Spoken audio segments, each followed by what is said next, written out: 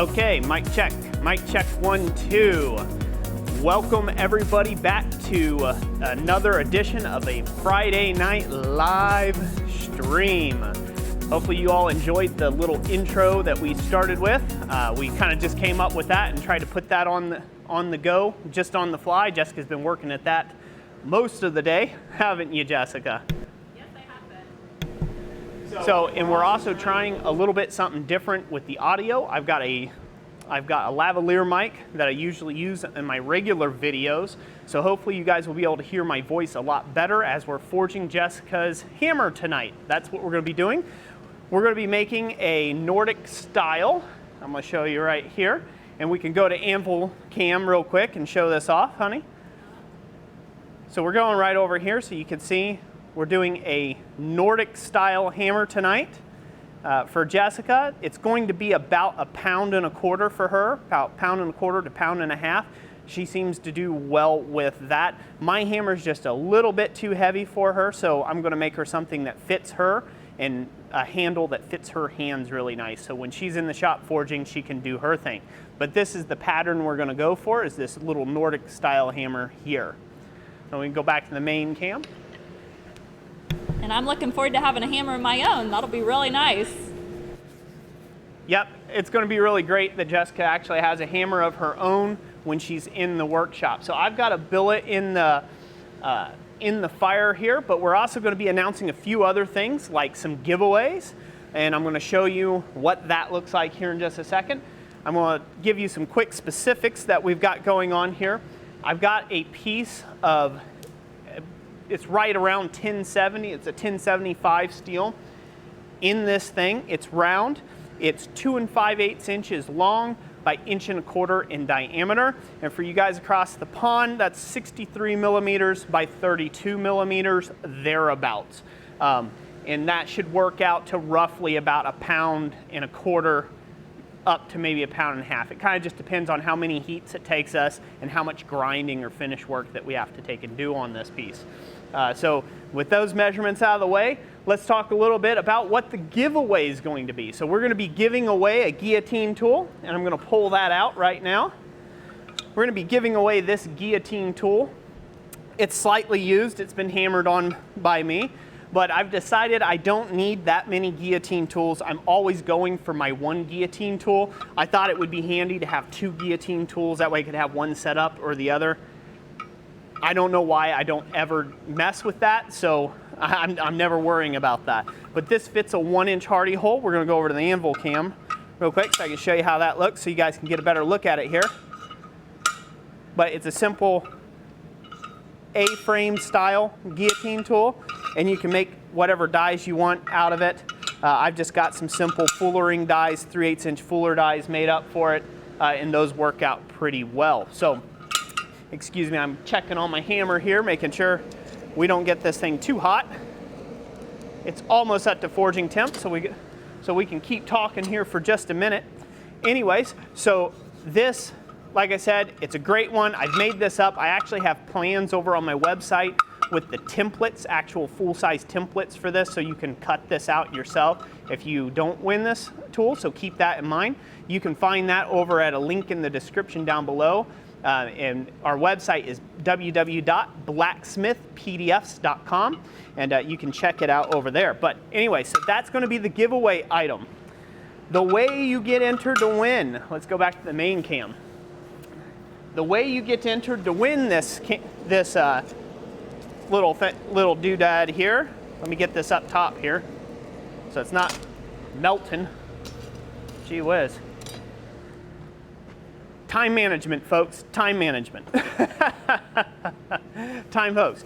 The way that you can get entered to win this is from now until our next live stream, which will be the 30th of August, correct, Jessica? Yep, so it'll be the 30th of August will be the end time frame. So from now until the 30th of August, if you go over to our website and you get yourself a free download or a paid download, either or, there's no purchase necessary to enter to win. I've got all sorts of free templates over there on acanthus leaves and feather bowls and you name it. There's scads of free templates. There's an all template bundle over there for like $3 that has all the templates I've ever made. So, you know, check that out if that's something you're interested in, and it's got a bunch of, you know, all you gotta do is print them out on normal copy paper. So that should be a resource to you.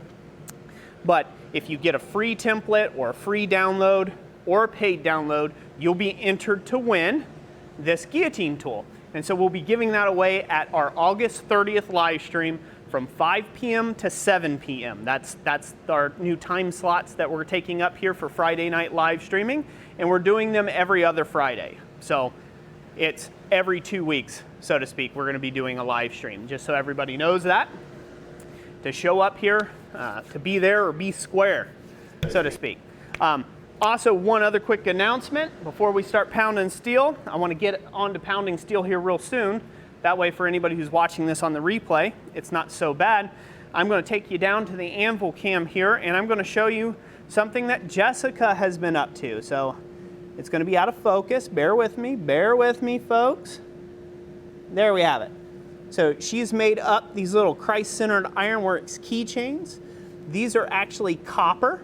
These are little copper discs that she has hand enameled and stamped these. So each one of these are basically coated in glass. They're enameled in glass, and you know what the enameling process is. And so she puts all these together. Her goal is to have 50 of them available. She's had her first 10 up, and some of those are already sold. So I'm thinking these are going to go pretty darn quick, but if you don't get in on these now, we will also have some of these available on our merch shelf at Quad State. So we'll have some at Quad State, and I believe she has some online as well. She has some for purchase online. Isn't that correct, Jess? Yes, that's correct. All 50 are currently listed since I have the materials and to make them. Awesome. So anyway, so now I'm going to focus that camera back on the anvil where it belongs, and I'm going to... Hopefully that's in good shape. We'll see how that looks. Hopefully it looks good and in focus. But get that out of the way. We are good and hot. The first step in this process is going to be to square up this hammer billet. I'm gonna get my tongs out of the water. I'm using tongs that I'm dipping in the water. Are you at the anvil cam or the main cam?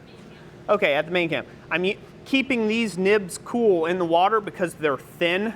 It's just poor forging when I made these, but this fits this nicely, so I'm just remembering to keep these cool by keeping it soaking in the water bucket between heats. But without further ado, let's get to hammering on this thing. We're gonna go over to the anvil cam, Jess, and I want to brush a little bit of this excess scale that's on this piece, just because it's been sitting there building up scale while I've been talking. Normally I wouldn't take and do this, but I'm going to do it for this particular time. We're going to square this piece up.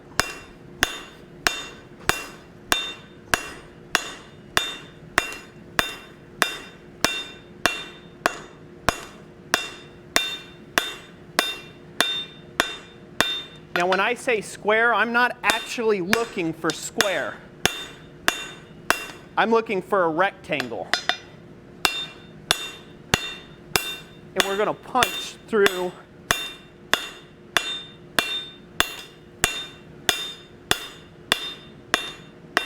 the tall side of the rectangle is what we're going to punch through. So that's pretty good for the first heat. I could keep hammering on that, but I'm not going to.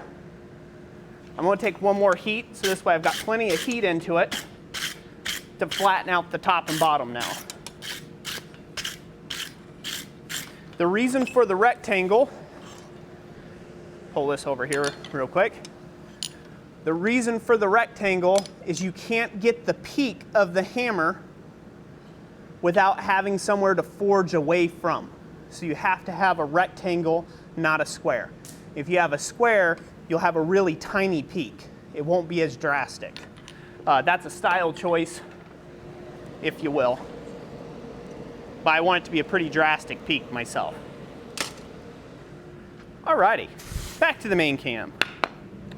All right, let's take some questions and some comments, and I want to just take this time to say hello to people. Oh, and bear with us, by the way, we're trying out this thing where Jessica's muting her mic and then unmuting so we don't get a bunch of feedback. So bear with us if we mess up a few things. Until we get our switching board, get an audio soundboard, this is going to be our life a bit. So please bear with us. All right, the first one I want to bring up is a note from Mr. Coffee. He gave us a $20 super chat, and he said, "Can't stay and watch, hope to catch the end, and hope all have a great time." Awesome, Mr. Coffee. Thank you so much for the $20 super chat. That's a great way of supporting our channel. And Mr. Coffee, you have been a great supporter of our channel from moment one, brother. We really do appreciate you. God bless you, and thank you so much for that $20 super chat. Yama says, "OMG, Jess in the corner. Yep, you got me on the live stream this time too." Yep, Yamez. Isn't she pretty? She adds a special something to the live stream.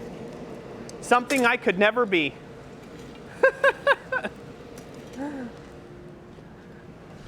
Everybody sounds pretty excited about the guillotine giveaway and talking about the different sizes they would have to grind to fit in their anvil.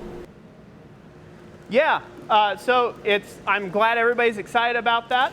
I'm glad to be back into a position where I can start offering giveaways and things like that again. I personally like giving away things just because it makes me feel good, so I'm actually selfish.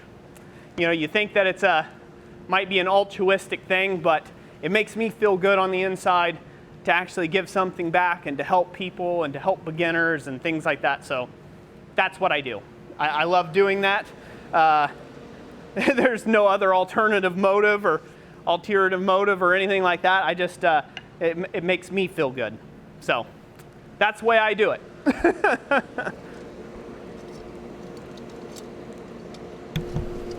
If we got a moment, I'll read a few of the comments still. Yep, go ahead. All right. Keep going. Spencer Coots, hope you have a happy birthday this weekend. Yeah, Spencer Coots, happy birthday. Doug P says those keychains are sweet. Thank you very much. Yeah, I enjoyed working on them, and I'll be making up some more still as I have the materials available already on hand to do so. And anybody who follows us on Facebook or Instagram, I did a post, a couple of photo snapshots that my daughter took of me that day while I was working on them.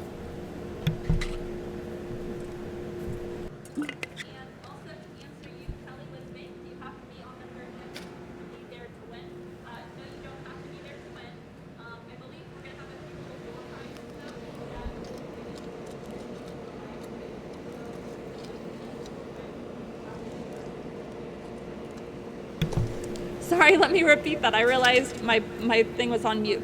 Kelly Wisbank, yes, you do not have to be present on the 30th to win. But if you want to win any of the door prizes, then those will be given to attendees of the audience.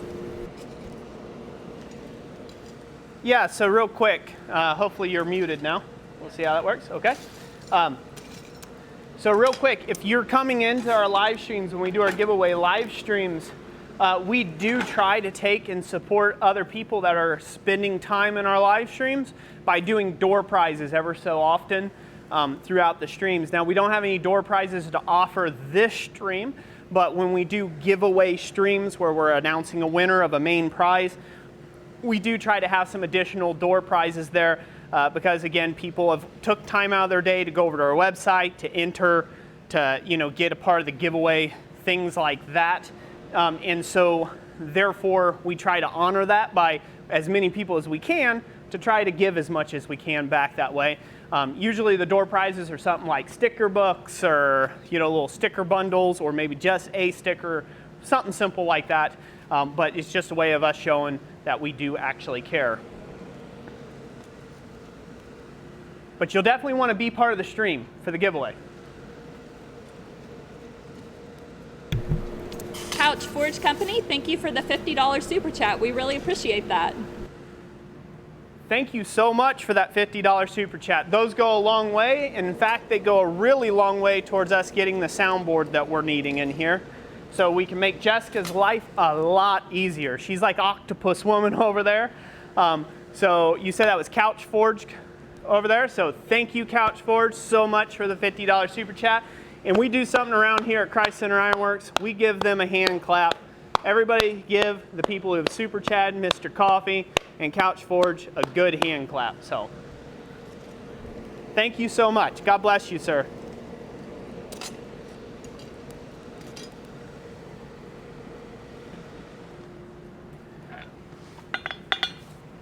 We are almost up to heat, Jessica, so you can field a few more questions or a few more comments my way. All right, Ulf Peterson, a 500 NOx super chat, and says the kids need more ice cream. Woohoo! Mr. Ulf, they will get it, fine sir. I need your contact info. We shot a little video the other day with the kids getting ice cream, and then I realized I had no way of contacting you. So if you could, you know, Gmail us that if you would. Your contact info, emails and whatnot, so this way we can actually send you that little thank you video that our kids put together for you. So thank you so much, Ulf, for the 500 NOK super chat. God bless you, brother. Thank you for being such a big, miraculous part of the blacksmithing community here on YouTube. We do really appreciate you. Thank you so much, brother. All right, Jess, with that real quick, I need to go ahead. Are you live or muted? Okay, all right. Just making sure she's muted there. Not because I don't like hearing her pretty voice, just because we'll get feedback. So all right, we got this piece up and good and hot again. Enough talking here. Come out to the anvil, and we're gonna start working the tall side.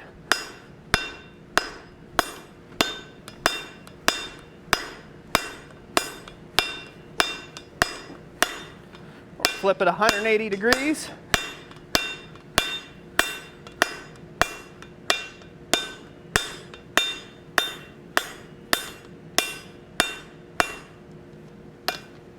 Starting to kick around a bit because it's getting lumpy.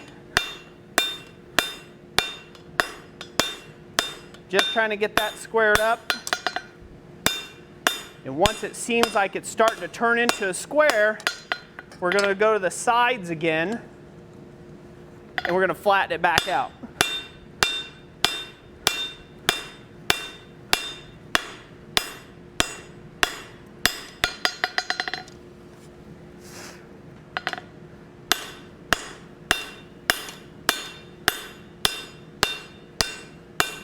And we're going to take another heat. So here's where I can't stress enough. It is really important to have a good preform on your hammer billet. What we don't want to have is where we're just like in a rush to get to punching the hole through this material. We want all the areas, all the volume in the correct places.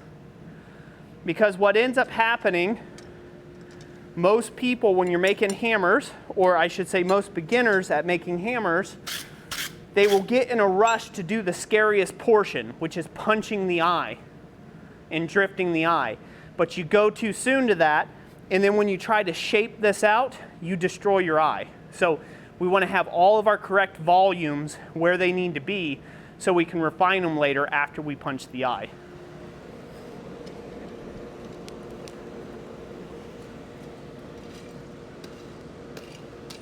I'm also going to mention right now at this point in time, do not be paying overly a great amount of attention to the hammer faces themselves. They're going to get a little distorted and wonky. Most of the time, you end up cutting those off and or you're grinding them back. You don't want them to go crazy fish-mouthed on you, but so you need to be hitting it with enough force, but you need to make sure that you're not trying to just fudge around with the hammer faces right now. The importance is to get the profile shape of the hammer that you're wanting first. That's the most effective way. Then clean up your faces after that, after you punch your eye and all that good stuff. There'll be plenty of time to whack on those hammer faces when you're putting punches and drifts through this piece, drifting it open. by driving and cleaning up the hammer faces. So don't mess with that right now. Wait. What do we got, Jess?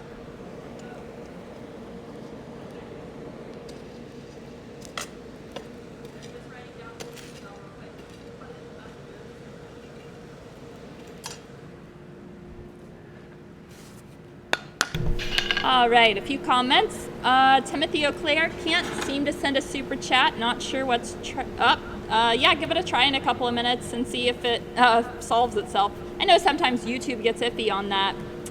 Uncle Buck's Forge says, oh, look at that little 400-pound anvil. Can't wait till my fat-bottom German girl shows up. Hey, you know what? You really can't beat a fat-bottom German girl. You're going to get me in trouble, Mr. Coffee. You're going to get me in trouble. Hey, it's not my fault that Olga wasn't born in Texas.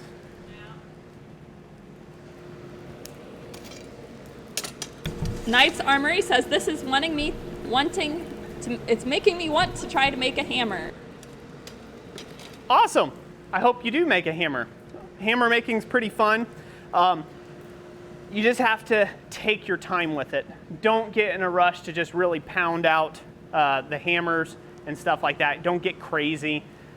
Take your time, especially if you're hand doing it at the anvil. It takes a lot longer than YouTube magic, where somebody's made 50 jump cuts on a 2-hour segment of them forging a hammer. So, you know, it's kind of makes it look like, man, like I'm going slower than what you really are. No, they just cut out 2 hours of monkeying around with a hammer falling on the floor and picking up tongs and, you know, 20 minutes of it taking to heat back up after you forged it, you know, things like that. They cut all that out, and it looks like this really easy, seamless process. And then when you try it in your own forge, it's not so easy, right? So that's my advice on that. You know, keep the separation between reality and YouTube reality separate. Keep that separation there, because there's a YouTube reality and then there's actual real world. In real world, everything takes about 10 times, 10x. If you're watching a 20-minute video, just 10 times that. That's probably what it took them to put together a 20-minute video. All right, I got 2 questions for you, Roy. The first one from Gordon Farmer is, Roy, what would you recommend for lining my forge? Gordon Farmer forge, I kind of need to know what type of forge that you're lining. I'm assuming it's a gas forge. That's usually when people talk about lining forges is when they're referring to gas forges. If it's a gas forge, the accepted method is usually with K-wool and then some sort of rigidizer, high heat resistant rigidizer on the K-wool to take and lock in the ceramic fibers. That's the general accepted method, so that's what I'll recommend on that. Some coal forges or coke forges have to be clay lined, and that's just kind of it kind of has you figure it. Go out and get you some bentonite clay and pack in a clay lined forge. I just have to read this one, it's hilarious. Digital Moon says, I'd line your forge with kisses and love.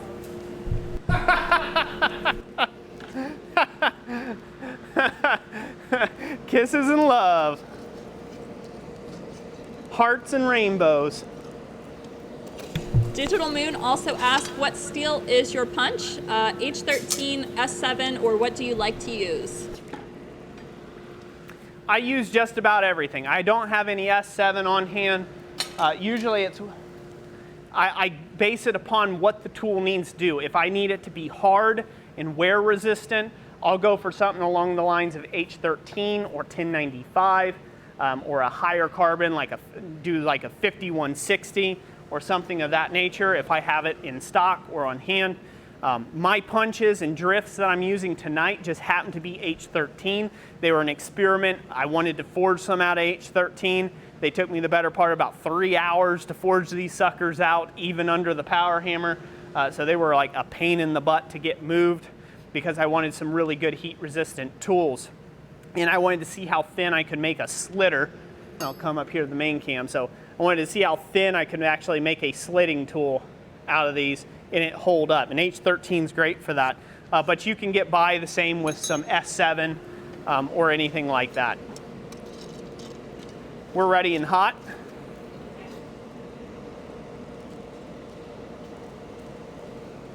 Back to the anvil.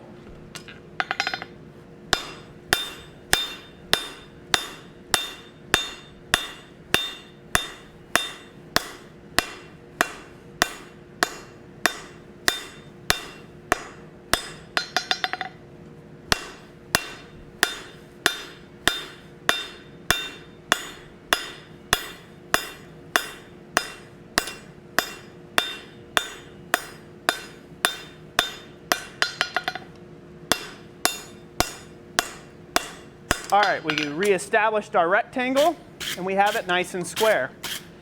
And for those of you who are counting, that's about 3 heats to do that. So not overly too bad for working a small hammer like this by your hand. And again, this is about 1075 in carbon content. So I'm gonna clean that up good. There's no need in overbrushing. There was just some junk stuck on it that I didn't want to be on there. And I'm gonna go ahead and clean this up a bit more. It needs to be planished a bit here before I go on to the next. That way I can make sure I'm getting my slitter lined right up where it needs to be.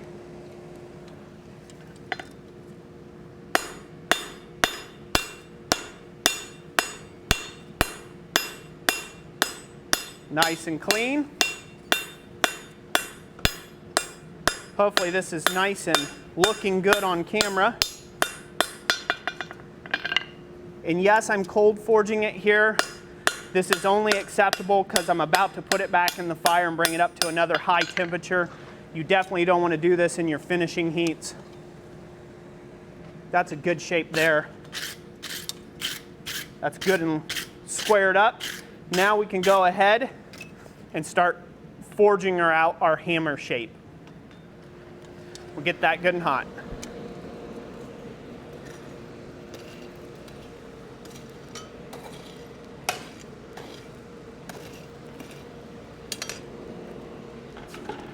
Okay, questions, Jessica?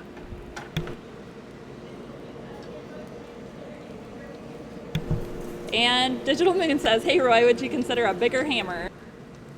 Bigger hammer as in to use? Yeah. To like hammer? Yeah. No, not really. I find that to be a waste of needless energy. Too many guys, this is a big pet peeve of mine, think that larger hammer equals more work done, and it's just simply not true. Larger hammer equals more tired smith at the end of the day with less accomplished. Again, it goes back to what I was saying before. The mistake that most people make is they're trying to see a result too soon, and then they wear themselves out. You wear yourself out, and when you wear yourself out, what ends up happening in the long run is it's called fatigue. Your muscles have fatigue. That's why marathon runners can't run 5,000 miles in a day, right? Like they have fatigue. Every human body must come to rest at some point in time. So with that being said, we don't want to take and have hammer fatigue halfway through the project when we start getting into the things that require fine sensory control from our hammer blows. If you use a large hammer, now you're pumping all this weight and all this muscle and you're getting your arms locked up and buffed up and they're rocking up right on you and they're getting all locked up. And then now you're trying to do this fine finesse stuff or detail work and you find that it's very clunky and you can't hit your mark and things are not clean. It's called hammer fatigue. So use this is just a 3-pound hammer. Had this for a long time. This is the largest I care to swing by myself. I have a larger hammer for driving drifts and punches on large stock, like big, like sledgehammer size material. And I don't even care to do that by hand. If I have a power hammer or press, I'm going to go to the power hammer or press over having to do that by myself, one-handed. And I physically can't anymore because I've destroyed my shoulders and have all sorts of other tendonitis issues that I can't be messing with that. So nope, don't go to a larger hammer. There's a rant for another day. Not mad at you, great question, but it comes up a lot. Most people think that you have to have a gigantic hammer to be efficient, but you don't. I have a comment here and a $100 super chat from Black Collar Ironworks. He says, thank you all both for what you do for the community. Thank you so much, Black Collar Ironworks. Thank you so much, Black Collar Ironworks. Better not screw that up. That's a $100 super chat. Mine blown. Oh, we've got somebody taking and competing with Ulf nowadays. So thank you, Black Collar Ironworks. It is our pleasure to bring this stream to you all tonight. It's an absolute honor to have every one of you that subscribe to our channel. It really is, and watching our content, because I don't believe anybody deserves an audience. I don't deserve an audience, and I'm just thankful that you guys actually care to show up for something like this and spend 2 hours on your Friday watching me sweat. I appreciate that. Thank you so much, Black Collar Ironworks, and everybody better be giving him a hand clap. Hand clap. Thank you so much.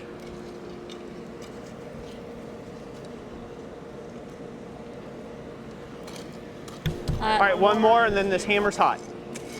All right, Charming Hollow Forged asked Roy, have you ever messed with A33 Flutagon for hot tools?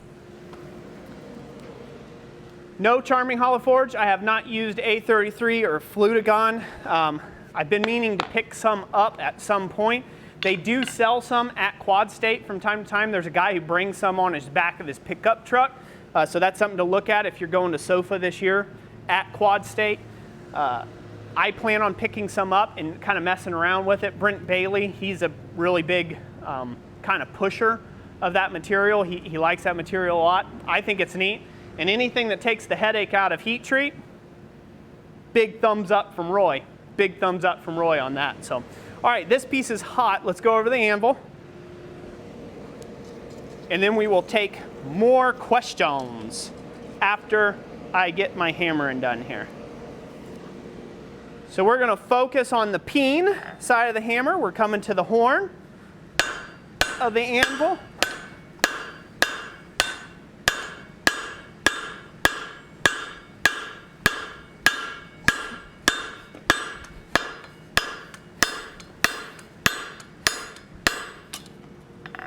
I'm going to work that down.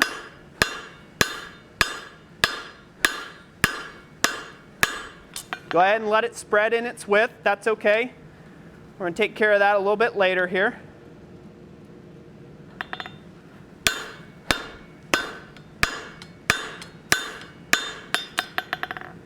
We just want to make sure that this is looking even.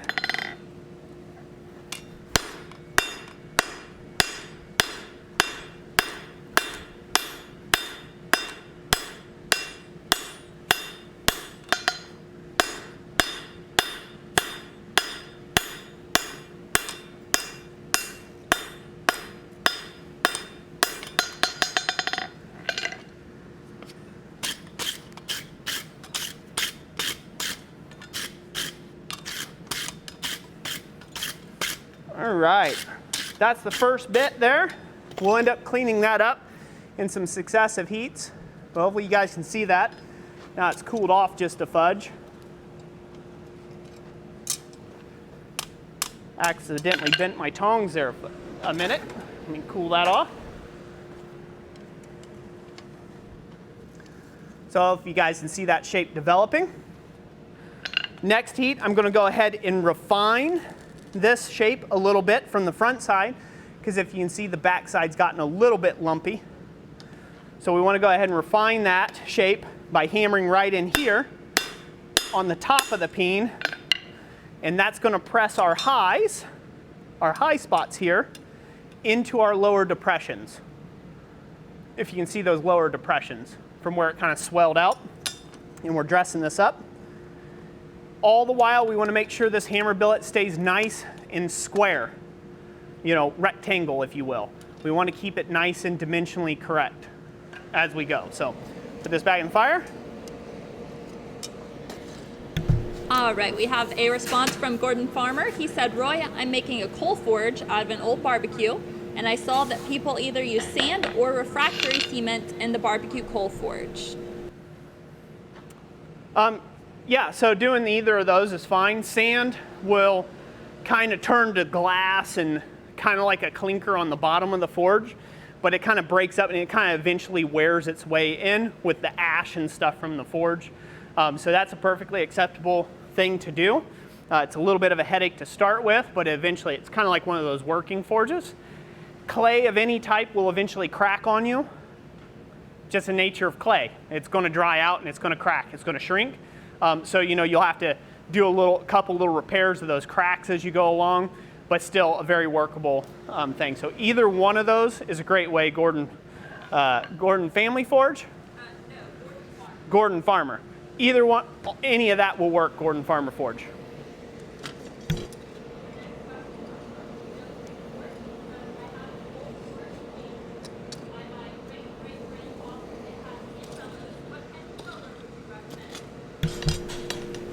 You got an old hand crank forge. Say that one more time.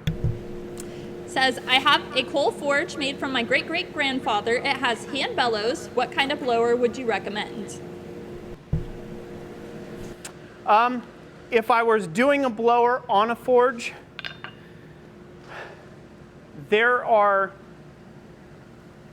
if you look at my forced air, I've got a video on a forced air burner. In that video, I use a blower that goes, it's a small squirrel cage. It's a little 115 volt, 6 amp blower. Beautiful little blower that has its own little air gate on the side of it.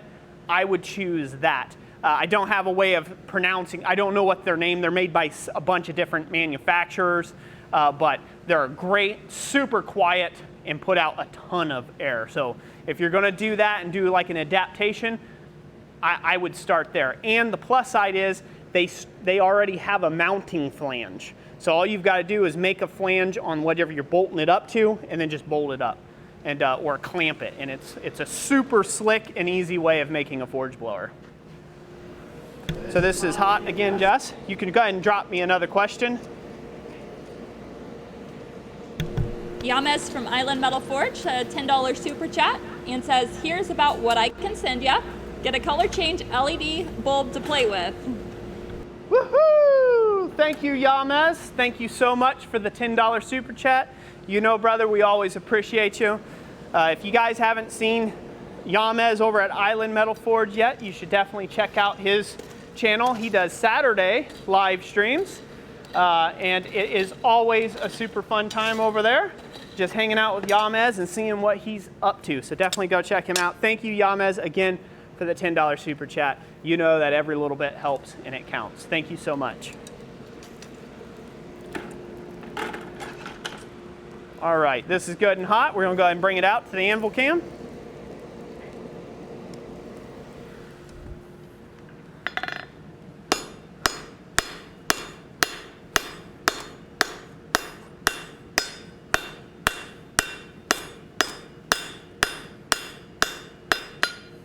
We're gonna clean that up.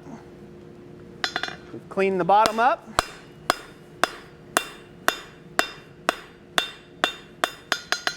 Squaring up the cross.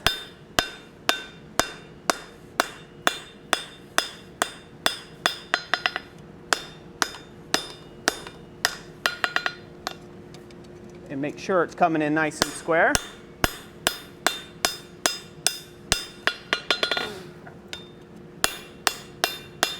Just going to clean that up just a bit. And to make sure she's extra clean, I'm going to go ahead and use a flatter here.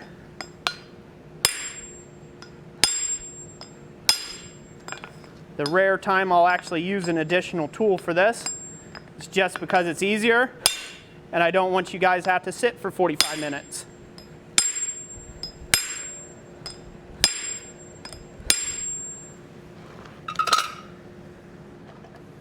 So I'll need that in the future, so I'll just lay it on the floor there. Now hopefully you all can see that nice shape developing.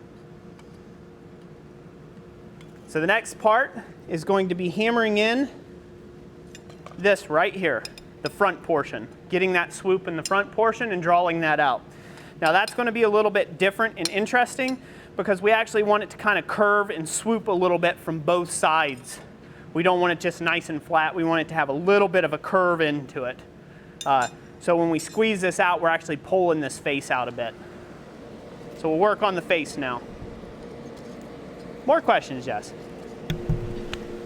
Yes, we have a question from Spencer Coots. He says, do you offer classes? Great question, Spencer. Yes, I do offer classes. I have several classes actually coming up this fall. One at Blue Hell Studios in Cincinnati, Ohio, where I will be teaching copper bowls, making copper bowls and vessels and shapes like that, raising copper forms. That will be at Blue Hell Studios down in Cincinnati, Ohio, so I'll be teaching classes there. I also, right now, currently, I've offered them in the past, and I hope to get back to offering them up here at my new shop, one-on-one classes right now. So you can come up, take a one-day, one-on-one class with me as of current. Now, I am working on getting with some people in town, in the little town of Harrisville, to get on something where you can have hotel stay, and that kind of be all wrapped up into one. So like a bed and breakfast type deal. So to offer a longer stay type class where I might take on maybe 1 to 3 students for like a 3-day period type deal. But I'm still working on getting this shop completely set up before I do that. So this way I'm not bumbling around and we can actually focus on the instruction itself. So great question. Thank you for asking it.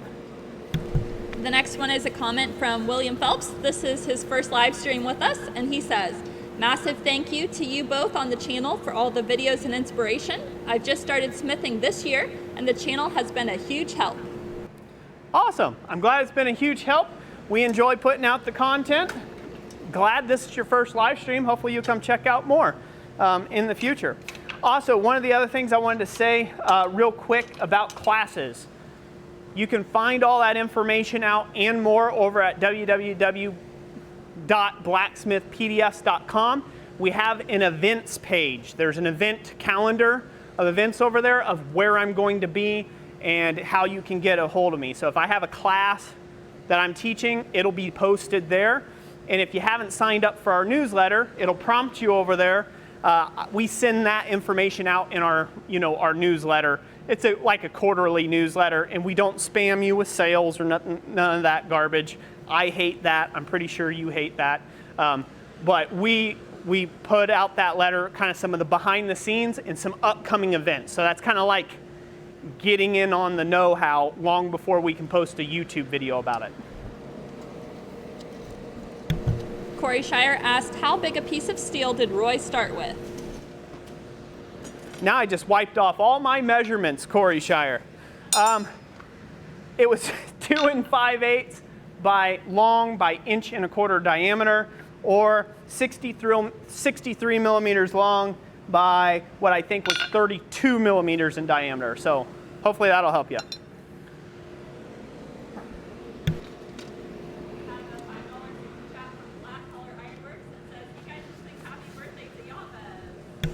Hey, yeah, we should, huh?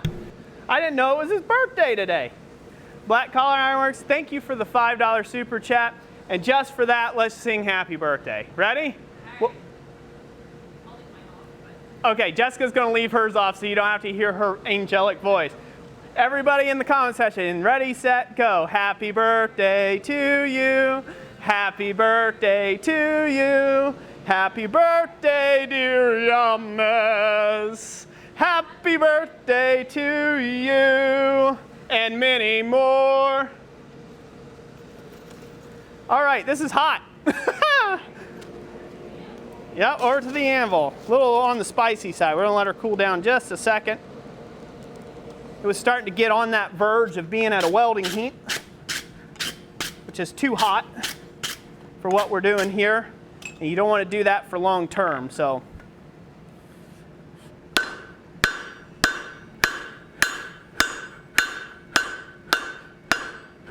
Now what I'm trying to do here is I'm actually trying to aim off center of the horn of the anvil. Trying to use the radius of the anvil, but I'm also trying to hammer off center. That's why it's going to kick up on you. It's going to kind of do some stupid things to you, but you'll just kind of have to deal with that as it goes along. Just kind of the nature of the beast. You don't want to hammer on the cheek.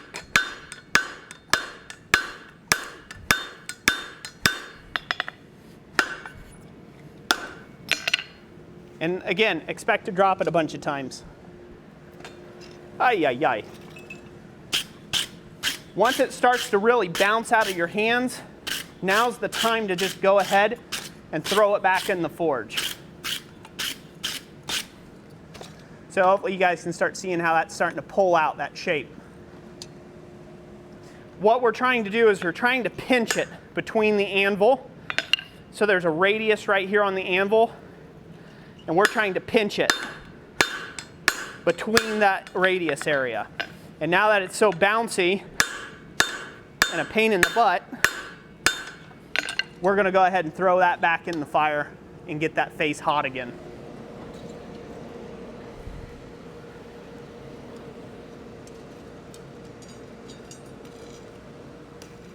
More questions, Jess? Right. Charming Hollow Forge says, all right, have a good night. I'll see you at Quad State. Hey, thank you, Charming Hollow Forge. We'll see you at Quad State, brother. Thanks for stopping on by. Daniel Crawford says, thank you all, best family ever. Very welcome. I don't know what I did. Ah, the singing. Gordon Farmer says, Roy, how can you tell when the metal is at welding temperature or not? Sorry, let me say that again. Gordon Farmer says, Roy, how can you tell when the metal is at welding temperature or not? So the way that you can tell that the metal is at welding temperature is usually for a split second when you pull it out of the forge, the metal will look like it's kind of dancing on the surface. It'll have a bit of a pooling effect, or it'll start just starting to melt on the outside. That's almost too high of a welding temp. It's really an eyeball thing. If your shop lights are pretty dark, it's going to look like when you pull it out, it'll be a lemon yellow. It'll be at like a lemon yellow or a bright, almost incandescent white look to it. If all of your lights are off in your shop and it's kind of dark in your shop, you're just doing natural lighting. If you're in the middle of a parking lot, however, it's going to look like it's a bright orange color at a welding heat, and you're going to have sparks coming off of it, generally. So that's why we don't weld in full sun. You want to save your welding projects probably more towards later portion of the day, or just not in direct sunlight, or have some sort of something to block the sunlight so you kind of have some shade to gauge your colors better. Our next comment comes from Jared Reynolds. He says, Roy, the templates you did on Build Your Own Forge, the brick or the coffee can, what would you recommend on constructing if I can't purchase a full-on gas forge? I was thinking the coffee can, but unsure. So the coffee can forge, you'll have a lot more volume in, so you'll be able to do a lot more, you'll be able to do a lot larger diameter pieces in it. And I say that with a little bit of an asterisk here. When I say larger diameter, I'm mentioning like if you were doing a hook that has like a long hoop to it, you'll be able to do that better in the coffee can forge than what you'll be able to do in a single brick forge. The single brick forge is really super efficient for something like the little tiny nail hooks, because it gets really hot in a little small area and you can do those in one heat. So it really works out well for that. The coffee can forge, however, since it has a lot larger area volume-wise inside cubic area inside the actual combustion chamber, you'll be able to fit more varied shapes in it. So if you're doing it as a hobby forge and you just can't afford, the big forges or gas forges or anything like that, that's perfectly okay. I would do the coffee can forge and maybe use a soft brick to kind of brick open the front. So it's not just wide open, you know. You want to kind of close in the front a little bit so it heats more thermally efficient. But that's what I would recommend.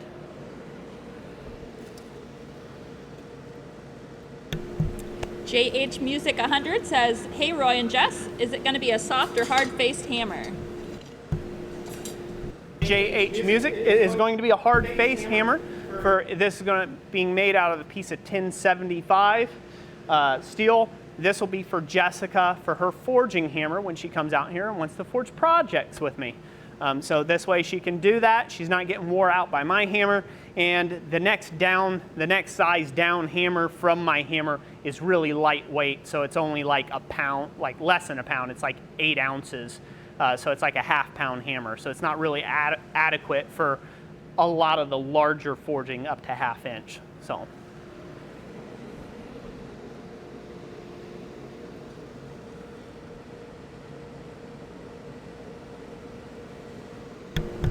William Barnhart Blacksmith says, I have to go, guys. I'm paying too much attention to the stream and not working. Haha. Also, my phone's at 4%. William Barnhart, thanks for stopping by, sir. Hopefully you can catch the stream on the replay. We appreciate you being here. Thank you so much. This is good and hot, Jess. We're going to go over to the anvil. Switch up these tongs here.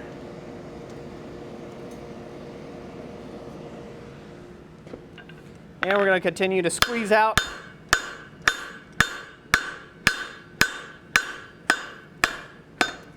that material. Come on now.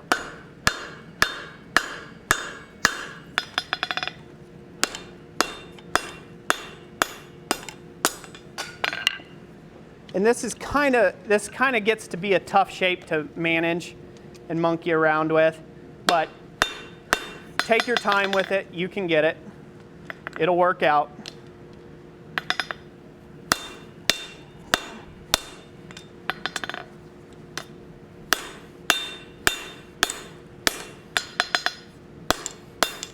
We're just cleaning this up a little bit, getting things a little bit back down in dimension.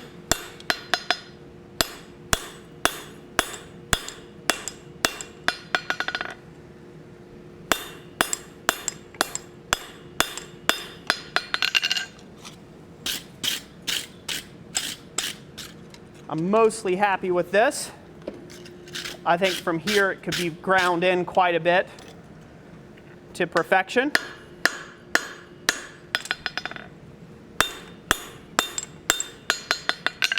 We're going to leave it at that, I think. Let me square it back from that direction a bit. It's good. So there's that shape coming along. So at this stage, now we can go ahead and start marking out our slitter. So we're going to take one short heat here. We're going to take one short heat and create a cut line, and then we'll probably take 2 or so heats to get this through the rest of the way.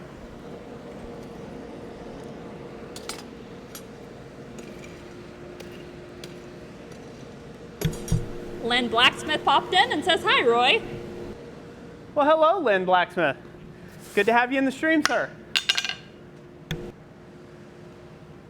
Brothers Forge says, can we get some engraving work on Jess's hammer?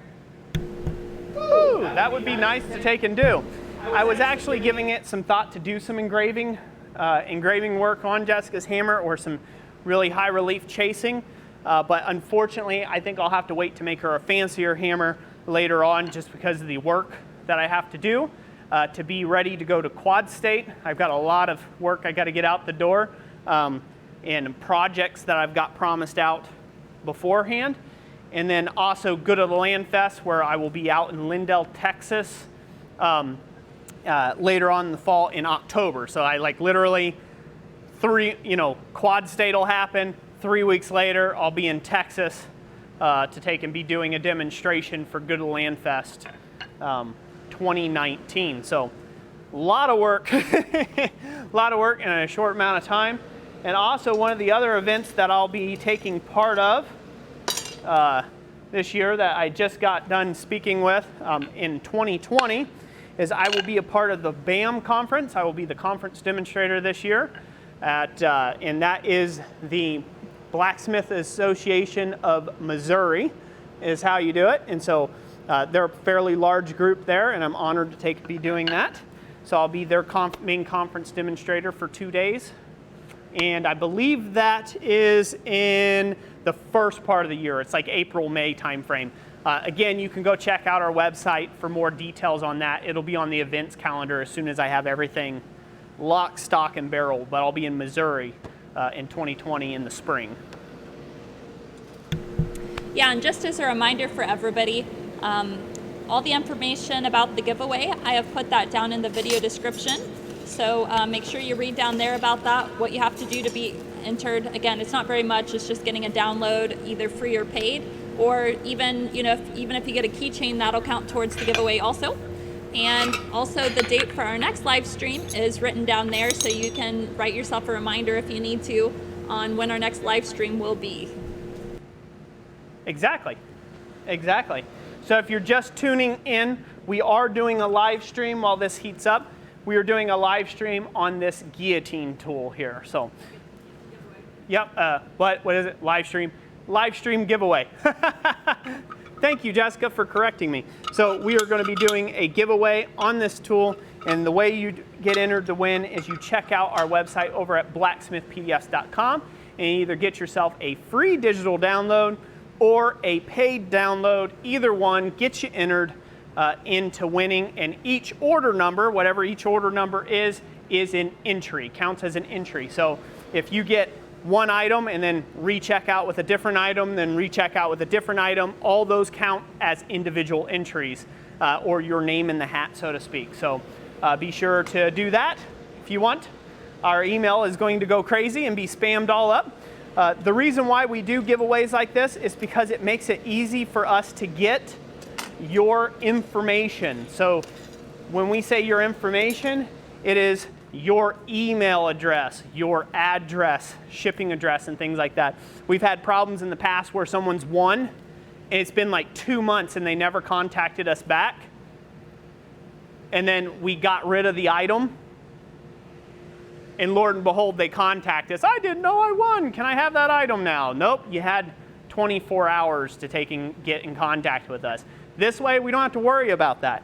If you won, we're just shipping it to you. We don't have to get a hold of, you don't have to get a hold of us in 48 hours or 24 hours, and we don't have to get a hold of you, which makes it a lot easier. So let's go ahead and mark this out, Jessica, on the anvil. Hopefully everybody can see everything just fine that I'm doing here.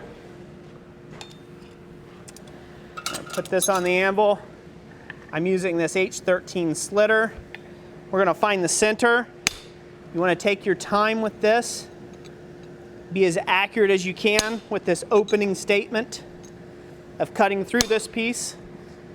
You want to at least turn around your slitter a couple times just in case there's any unevenness in your grind. Maybe turn your hammer if you feel more comfortable doing that. And we're going to keep kind of cutting that there and trying to aim and make sure we're going to center. That's the thing. You want to just keep cutting and making sure you're going to center.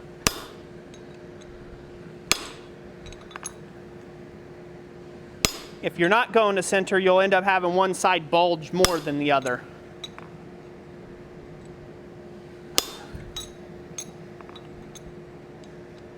It's looking pretty all right. So,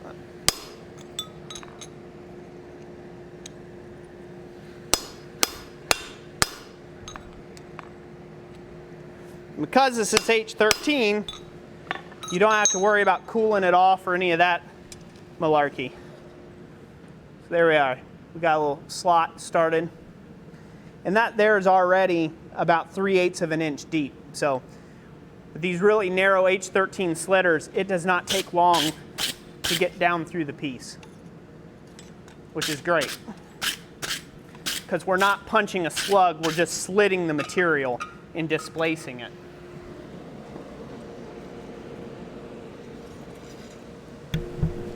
Yama says that happened to him on his third and latest hammer.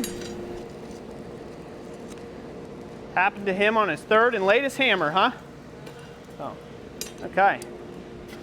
That will happen, Yamez. That will happen. So, hey, Jess, why don't you take over real quick on this? I'm going to go check on our kids real quick for just a second. I'm going to walk off camera, everybody.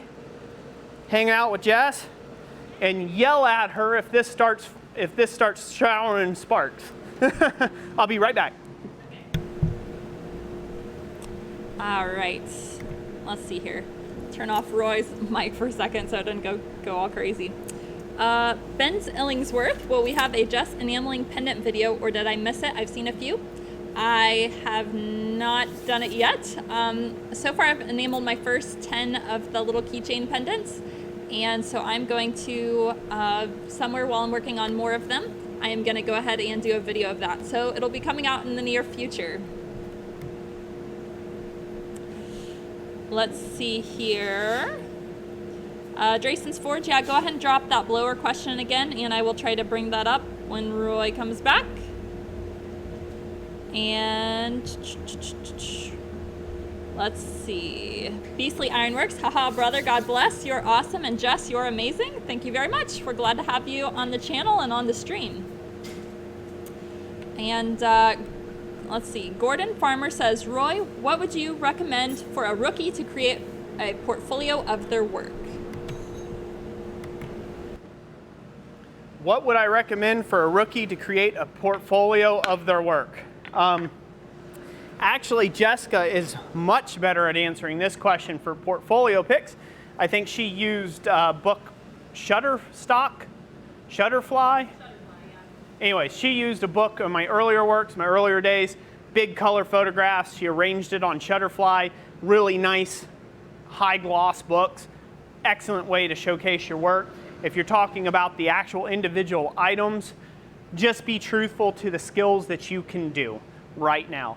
And you'll be amazed at how your portfolio changes over time and what work you want to do. Now, I will mention this. If you loathe the specific process, do not add that into your portfolio. If you are not really set up to make hammers and you really hate making hammers, don't add hammers to your portfolio, because 9 times out of 10, that's what somebody's going to want from you. And then that just kind of makes, trust me, it's a psychological thing. You'll know that. And when you go to show somebody the work that you do, you'll be cringing when you hand them the book, and they'll sense that. So it's a salesman thing. You've got to believe wholeheartedly in the products that you're making and that you are offering somebody. So that would be my advice around that, is go ahead and do the Shutterfly thing with the book, with high quality photographs. Try to find somebody, if you don't have a great camera to get high quality photographs that can be blown up to a nice size, get with somebody who does, and just kind of pick their brain, or maybe do a collaboration with them. Send some work their way or whatever. So.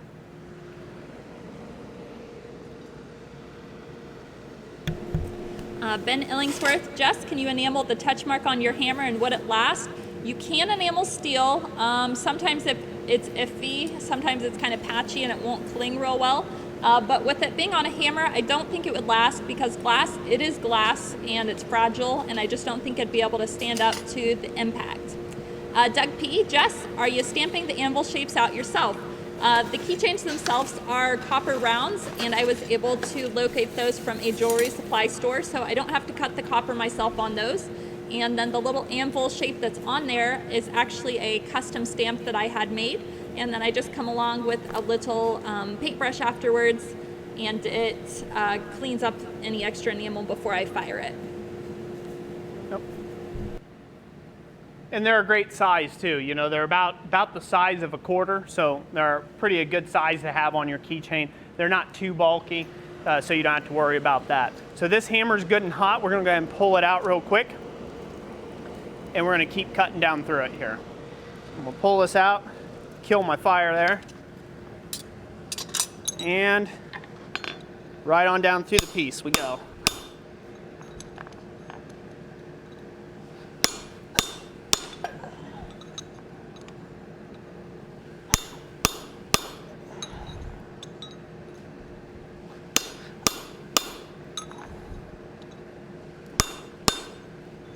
Now with the thin slitters, they do have a limit. Even though it's H13, you don't want it to start turning red on you, because with really thin slitters, you can end up bending them. So, you know, you don't want it to go to that red. It really resists it well, but you do want to give it a chance to cool off. And we are almost all the way through this piece with those heats there. We're going to keep some of the excess scale and junk brushed off from this thing sitting in, waiting for us. That gives us a chance for our slitter to cool down ever so slightly, so we can go ahead and keep going for a moment. But now it's really starting to resist. And I'm almost down at the base now. So we're going to stop there.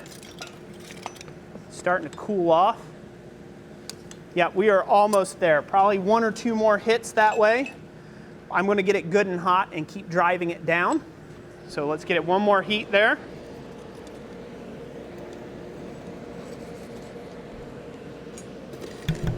Drayson's Forge asks, what CFM is your blower, Roy?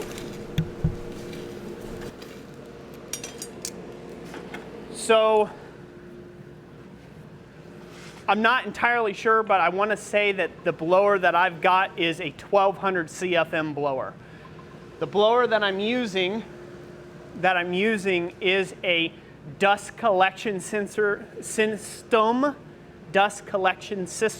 blower from Harbor Freight. Makes an excellent blower. It's way overkill, but the reason why it's way overkill is because I have some larger chunks of metal I plan on be moving in the future, and so I need that extra amount of air when I build my much larger coke forge to handle these large chunks of steel. So with that being said, I opted for a much bigger blower than what you really do need. Most of the CFM blowers that you get out there that are like forge mount are between about 250 CFM to 400 CFM if you go to something like a bouncy castle blower. This one just happens to be about 1500 CFM, so it really moves the air, and you've really got to damper it down quite a bit.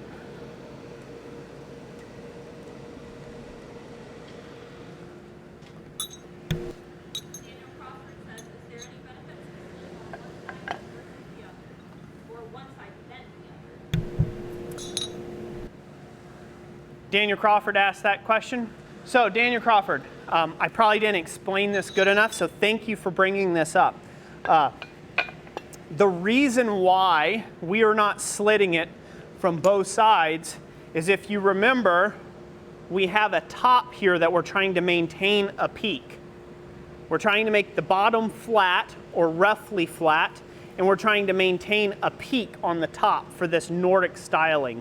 If you flip it over and you start driving this way, you're going to flatten out your top and you're going to wreck that peak that you've established. The only other way around that is to have a V-block that this sits in, that matches this pitch exactly, that has a hole drifted through it, so this way you can drive a punch that way without it distorting or destroying that top section. Barring that, since most people do not have that specialty tool, we're doing it the simple method where it's just flat on bottom. But now, if you want to do the other Nordic style where it's actually got the points that get drawn down, like these ears that get drawn down really exaggerated down the handle of the stock, you need to take and have one of those things and punch from both sides. But using a slitter, we don't have as much distortion of material because we're slicing down through it with a very, very thin tool, that we don't have as much suck down into the hole. So we don't have to flip it back and forth, and it's not creating this big weird wedge all from one side like most slitting tools would do, or most punching slot punch tools would do. Great question. Looking for my tongs. Jared Reynolds says, Roy and Jess, good night. God bless. Roy, I'll appreciate the prayers. Couple of things are coming my way to maybe becoming a job, so I'm trusting God on my next path in life. You said that was Jared Reynolds? Yes. Jared Reynolds, my thoughts and prayers are with you, brother. I hope God blesses you in all your journeys and your travels. I hope you have a good night's sleep as well.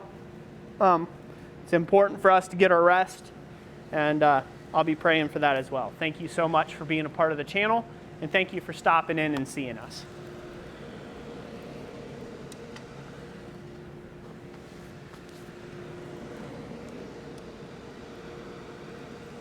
All right, got time for one more question. All right. Daniel Crawford says, "Oh, okay. I missed the part. I didn't know the Nordic style makes sense now." Yep, it's the Nordic style. So, and for all of you who are just joining us, that's what type of hammer we are making. So I'm going to come over here to the anvil again. We're good and hot, ready to take it down the rest of the way.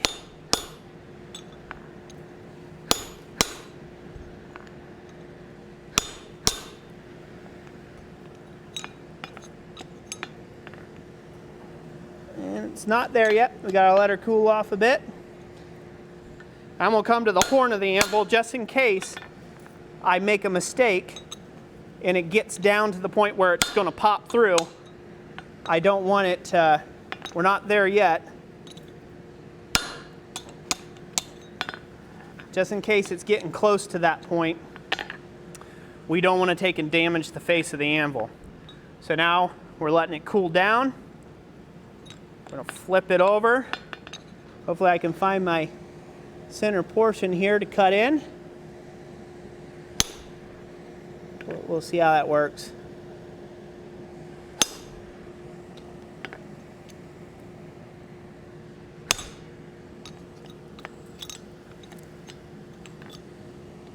Nope, can't get it that way. So you can see just a few hits will end up disturbing that peak. So we definitely don't want to do that.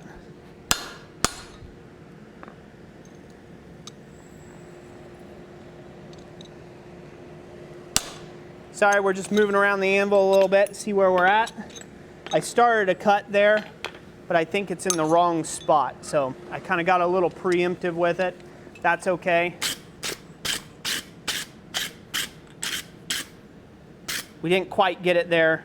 It's on mark. It's just a little on the askew side, so I'm going to have to cut more down from the top and go through it. Get that cleaned up, get this hot one more time. Go ahead, Jess.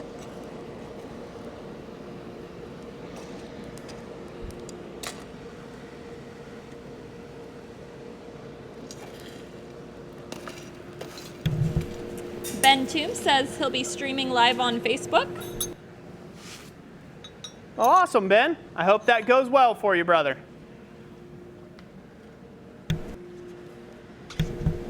Yamez says, "Roy, toss some mild steel down to finish the punch." Yamez, that's exactly what I was looking for, and I just laid eyes on it. I was looking for a scrap plate of steel right as you were saying that.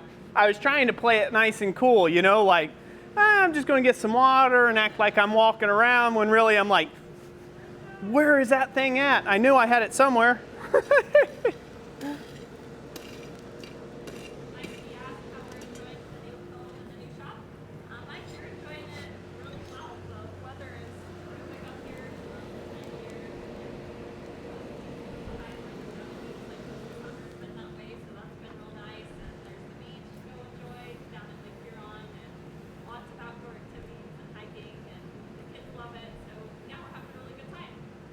Yep, I'm having a blast myself. Oh, I'm having an absolute blast up here. I love this temperatures. Like right now, like today, I want to say it was like 74 or something like that as a high. Last night was like in the 50s. So like lower 50s. I'm like, oh, I love that sort of thing. So.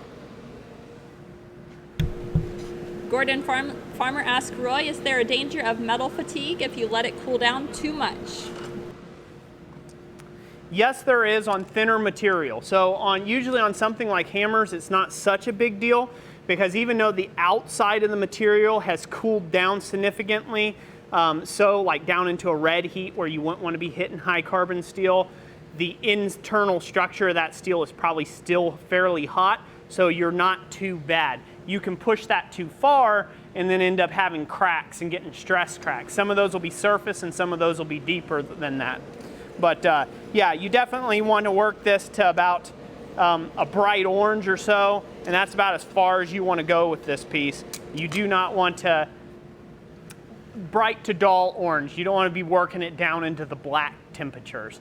You're starting to work it down into those dull cherry red temperatures and beyond.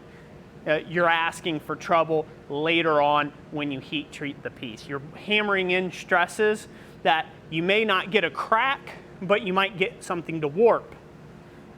So something to keep in mind there. So this is good and hot. We're going to go ahead and cut it the rest of the way, Jess, so this way we can do that. That way we're staying on path, on task. We're going to go to the anvil. This is really close to being done. I am right there.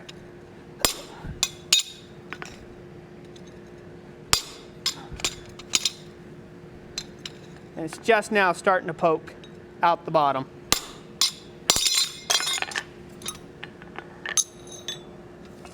Nothing like dropping stuff all over the place. All right. So we got that to crack on through. You guys can't see it on camera because it still makes it look like it's super hot. At this stage, I don't have to go any further through this piece than that is necessary to open it up. So I do need to take and drift this piece open a bit. So I'm going to do that by going over the corner of the anvil, corner of the hardy hole, corner to corner. I want to drive that through. Set my strike plate back up on the anvil. Might have to hammer this down once. There we go. As you can see, that does get fairly hot. So now we're going to let that sit and cool off the side. And there you have it. Hopefully you all can see that fine. It's in focus. You can see how that's drifted on through. We're not going to worry about this rag too much because, one, we can grind it out. Two, it can be ground out later too as well, because when I clean up this hammer, I'm going to grind these surfaces a pretty good deal. So we don't have to necessarily dress that right now. Currently, it's going to go out. Important thing is we've got it punched through and it's mostly centered. We did get a little bit of drifting to it, but that's par for the course, I guess. So the next step, we're going to heat this up, and now it's time to drift that open. And we're going to drift it open a little wider, work at squaring up the faces because we got a bit of a bow to it. We're going to work at squaring that back up, getting everything in line after we drift it just a bit, and then clean back up our facets. We're going to go back and redefine our hammer shape and make sure that we have a really nice, pleasant to the eye hammer shape before we finish our drifting.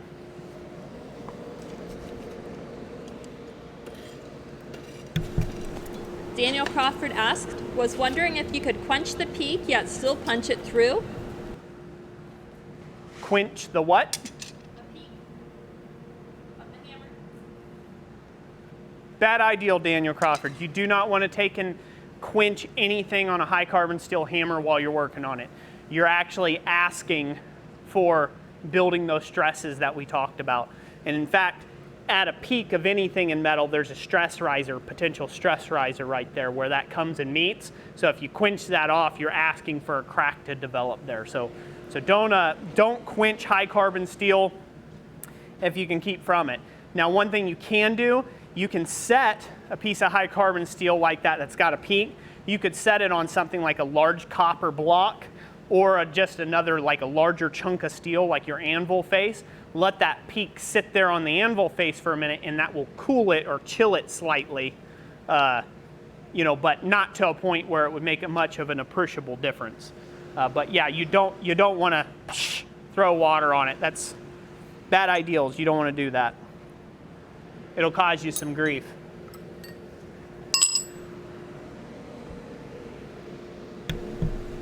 Josh Smith, Overall Forging, good evening to you as well.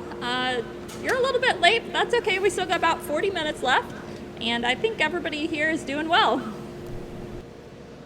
Josh Smith, Overall Forging. Hello, hello. Good to have you in the house, sir.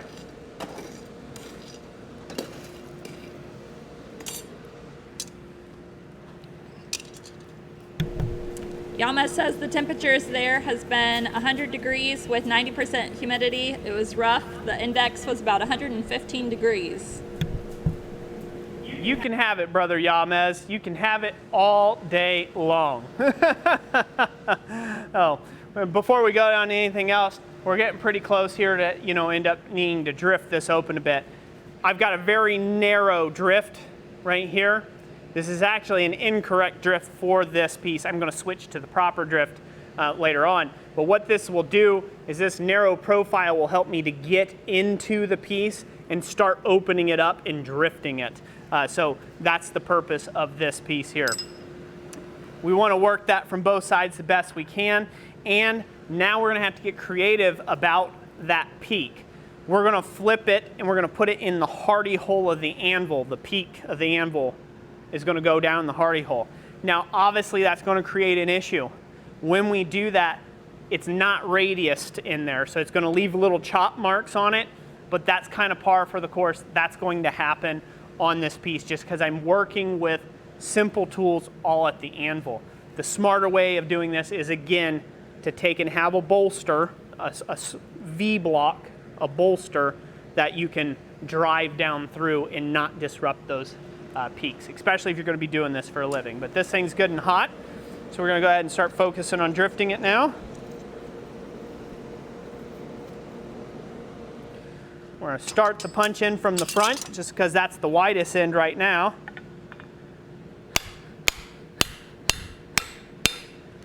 Go over the round.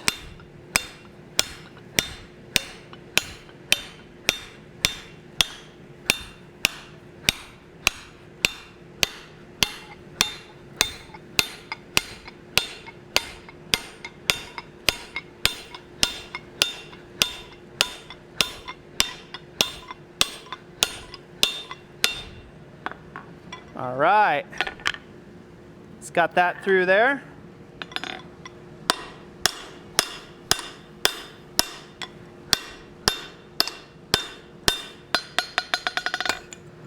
Use our hammer to drive that down.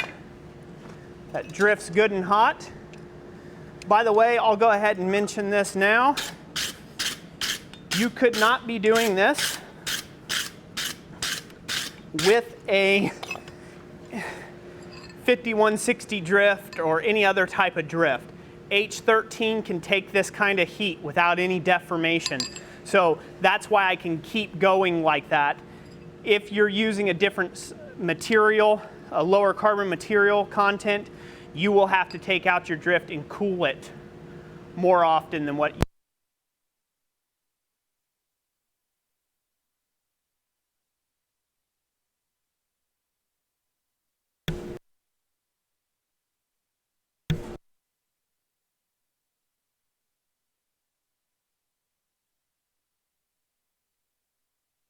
Josh Smith?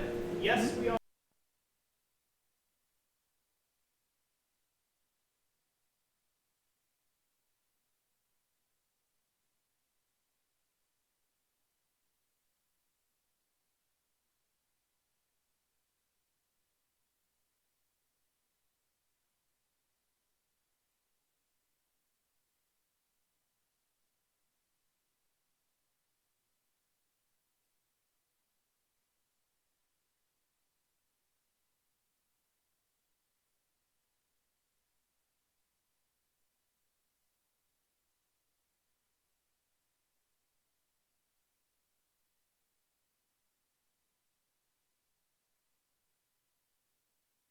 Lost audio. All right, I just told Roy, thank you guys for the heads up. Roy will look over his audio and see if the batteries went out or whatnot. Give me 1 second. Okay. And meanwhile, I'll continue where you're saying. Yes, we'll be at Quad State. It's about a 5.5 hour drive for us, but yeah, we're definitely still coming. Dana, you were asking about our table size. The last couple of years, we've not done very good about planning out a booth or anything in which we really need to And this year we're trying to do something. You know, previous years is just us tent camping, and we just have you know, a ton of you guys come out and visit us and say hi to us. And so we want to try to just make a meeting space where you know, everybody can come hang out and chat. So I don't know yet on the table size. I imagine we're probably going to be bringing our pull behind trailer. That way we can bring more stuff, you know, other than what fits in the Jeep. Black Collar Ironworks, $5 super chat, and thank you for telling us there's no sound. Roy is working on that. Drayson's Forge says auto sensor kicked in. It was a Roy rant. I guess that's one way of looking at it, huh? They say sound's back on. Yeah, not on Roy's though. Yeah, you got sound from we're running 2 different microphones right now. That way you can hear both of us clearly.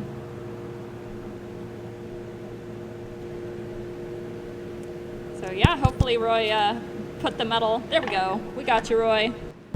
Testing 1 2 3. Mic check 1 2. Did you mute yourself? Yep. Good. Okay, yeah, so we got back.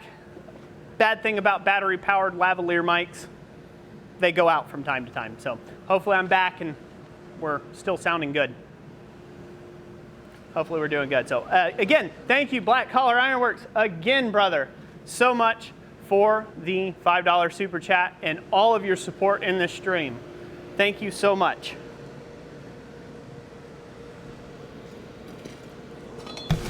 Yama says he'll be here as our bodyguard at Quad State. You just want to get close to me, isn't it, Yamas? That's exactly what it is. You just want to get close to me.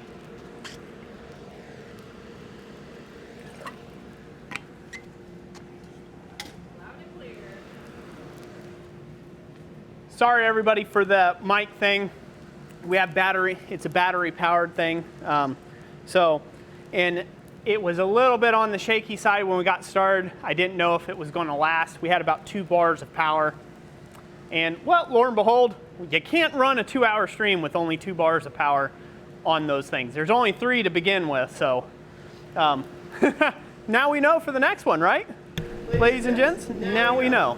Tommy Smith says, you're giving away all the secrets now that the audio is out. LOL.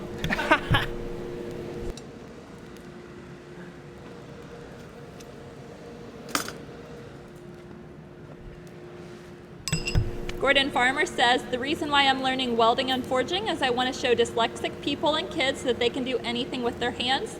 If I'm not mistaken, I think you had also asked in the last live stream if Roy had ever taught anybody with dyslexia.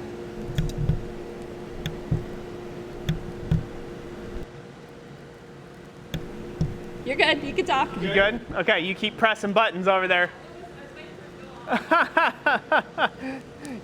She's making me worried here, fellas. Making me worried.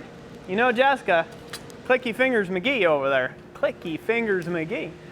Anyways, yeah, that's awesome. That's awesome to take and be teaching people that need that or have some special needs or dyslexia and stuff.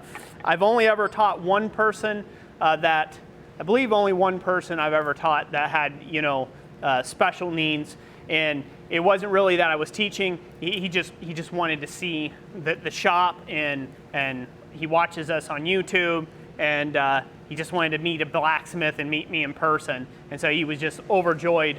The guy, I think he was some form of autistic. I'm not sure what it was now, but he just wanted to take and see a blacksmith up close and personal. So he got to hang out, and I made him a little something, and that was really, really a cool experience. Something I hope to repeat someday. This is good and hot. Let's go ahead and take this over and continue what we were doing to it. Okay. Now we're going to go over to the horn. We're going to go over to the hardy hole of the anvil. And take care of this little rag that's on there. Now I'm going to drift it a little bit from the backside. Being careful not to hit the tip, the peak or the apex of the hammer on anything that I can't live without.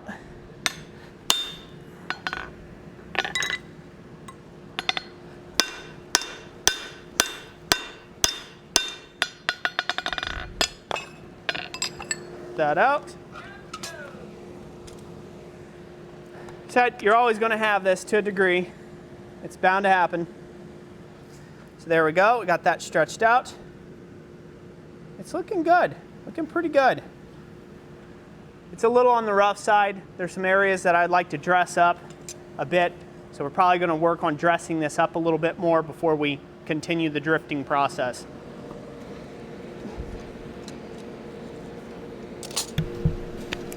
Mystic Mac 413 says nice shot. Thank you very much. That's our secondary camera. Yeah. Charming Hollow Forge says, don't mean to be that guy, but I'm going to go for a channel update and a chat for a bit after you're done, Roy and Jess, if that's okay. Yeah, go right ahead, Charming Hollow Forge. So, for those of you who do not know, Hans over at Charming Hollow Forge, he's a really cool guy. Really enjoy him and his wife immensely. They do live streams, or they used to. He's been really busy at work, and it was really hard for him to keep up with doing live streams for a bit, but they were always really fun to hang out with, and he's got some really neat videos on his channel. So after I'm done with this live stream, if you want to go over and check him out, again, it's Charming Hollow Forge. You can see his name, and actually if you click on his name in the chat, it'll send you over. You can minimize us in a smaller window and look at his, his channel there. Consider giving him a sub and checking him out. He does a lot of neat projects over there. I shouldn't call them little projects. They're same size projects, but he does a lot of neat projects over there.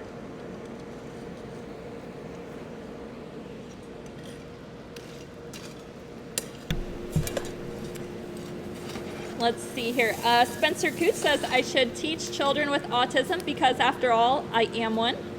And Deranged Metalworks says, with dyslexia, I had to learn to use my learning curve to my advantage. It's a challenge to do so sometimes. Yeah, we can't, oftentimes we can't, we can never pick our lot in life. We really can't. But it's all about our attitude, how we can go out of it. I would like to have the body of a Greek god, but I like donuts, and I like cupcakes. I like steak. And that was never going to be in my physiologicalness anyhow. I'm just a big guy, so I can throw on a lot of muscle and still look fat. So that's just, it's in my biological makeup. I'm never going to be the ripped looking dude there. So, and that's a vain thing, but just again, that's one of those things that you can't kind of choose what family you get born into, and you can't really choose those things that have been given to you from birth. So what a great attitude to have, to work with what you got moving forward, and you are stronger because of it. I truly do believe that. People who come out with nothing and no adversity and they never see anything, I really feel that they're held back to a degree, because if they've never seen any sort of adversity, how can they take and have the empathy for others that has some adversity in their life? It's usually hard for them to sympathize or have empathy for people who don't have a perfect existence. So it's not a hindrance at all. It's actually a blessing.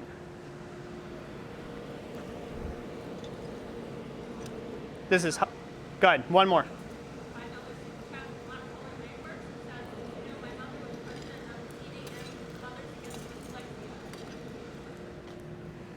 Awesome. Thank you so much for the $5 super chat. That's really cool that there is such a thing like that. Good organizations out there, as where maybe 100 years ago that wouldn't even been a thing. So pretty cool on that. Get rid of this. Oh, get my smaller hammer in here. So now I'm going to start kind of reestablishing some stuff here, some peaks. Now that I've got this punched in the first stage of drifting done, because I just want to reestablish the shape of the hammer. You don't want to let this get too wonky. You want to have everything nice and straightened up if you can. Get some good straight lines reestablished.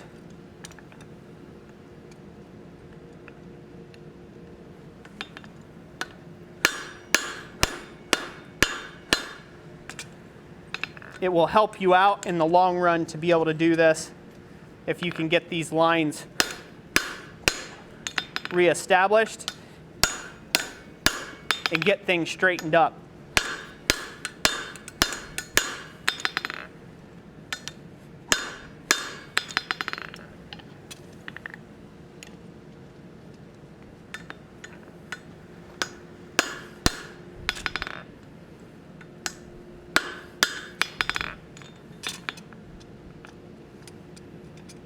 Just a little bit of a bow there.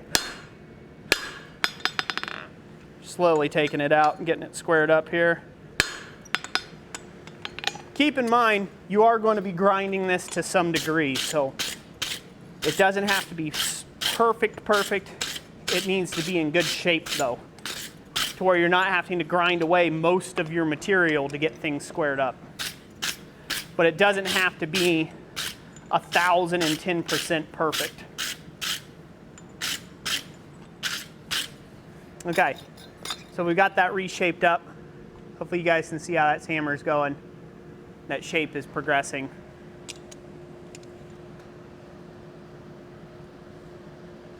And these hammers really lend themselves to file work and chasing work.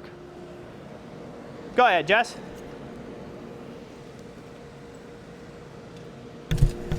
All right, back to the main cam. Deranged Metalworks asked, I lost your comment, one moment. Let's see. And I found Yama's comment. We'll read his. I have a theory, or rather a way of thinking. May not be the best, but it works for me. I hold more trust to those who have been through the fires of life than those who haven't.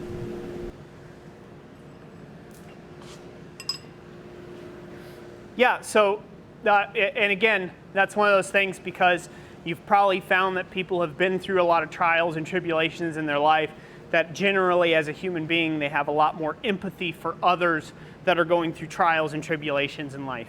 And that's why you probably gravitate more towards those individuals. I do gravitate towards those people as well. Again, if you had a perfect childhood and you had kind of just a perfect life growing up, that doesn't mean you don't have problems now and that you can't have empathy for others. It's a lot harder for you to have that empathy because maybe you were never, it's hard to know what it was like to grow up on the streets unless you grew up on the streets. So it's hard for you to have empathy for a human being that grew up on the streets. So, you know, you can say, yeah, that's bad in general. Everybody can agree growing up on the streets is bad, but you know, that's not necessarily empathetic. It's sympathetic. It's knowing that, yeah, that's bad, and in general, that's a bad way of doing it. You don't want to do that. But again, that's just kind of how that works. You know, those emotional things.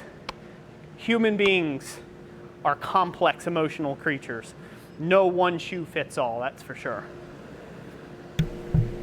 Our next comment comes from Great Wolf Tactical. Ask, where is the best place to get materials to forge my first hammer? Best way to get materials, probably somebody can help you out in the comment section down below. Best place to probably get materials if you're just trying to forge your first hammer and you're not sure of what type of things you're going to want to make from that material later on, is just get something from like New Jersey Steel Baron or something like that, to where you can buy just some small chunks of different types of materials to try them out and test them out. That's the expensive route to go. Barring that, most places have a Benjamin steel or an Alro steel here in the United States of America, but that usually requires you buying an end drop. So you're buying a lot of steel. So you might buy something, they might have an end drop of 3 inches in diameter and 18 inches long that you can then cut up in pie marks and forge out into different things, but you have to buy that whole drop to get it. A lot of times they have smaller stock steels that are cut off in 4-foot, 8-foot, 6-foot lengths, like they were just removed off the end of, say, a 25-foot bar or a 20-foot bar. They were just chunk off the end, and so they have little drops. But again, you're buying a quantity of steel. So I would suggest online, so this way you can test out multiple little flavors of steel. That's the most expensive way, but you'll be able to learn what steel you actually want to work with and buy in bulk for your future hammers or punches or chisels that way. Definitely an option that wasn't around when I got started in blacksmithing. It was either, in fact, Alro Steel or some of these bigger companies, they wouldn't even have worked with you. You would have walked in, they would have laughed you out of their showroom. They would have never worked with a small guy. You'd have to buy tonnage off of them in order to do any sort of business. And then that's where I started doing scrap yards and found materials. And then later on, they changed their ways, and I'm able to buy full out lengths of steel in whatever quantity I need. And since I do it for a profession, it pays off in me not having to buy $200 flatter or something from somebody else. I can just make my own in about a half hour and in-house. So it really pays off in the long run when it comes to that. What else? Graham Pepper's in the house. And he says you can always get a different from a DIFF from a car or a tractor. Car part? Yeah, so he said you can always get a differential, or I think it's a differential, probably something like that that he's talking about. You probably get some good steel from a car part, axles, things like that. Found materials, that's a cheap way of doing it, but not knowing what the heat treating method should be on that found material, you can end up with some failure points. You might end up working yourself needlessly so on your first hammer, all to just have it crack in half because you think that it was an oil quench steel and it was air hardening. And so here you go, you quench it and it just shatters like glass on you. So for a beginner, I did it because that's what was available to me. That's what was cheapest for me. Online, there was no such thing as New Jersey Steel Baron, or at least I didn't know about them. So there wasn't all these online metal places that you can buy online metal like we have now. Again, I did the junkyard and scrap steel, but it also led to a lot of tools going in the bin after 2 years of use. And sometimes not even 2 months of use. One more. Ayez says, I'd like to make all medieval tools and stuff, armor, helmet, swords, and axes.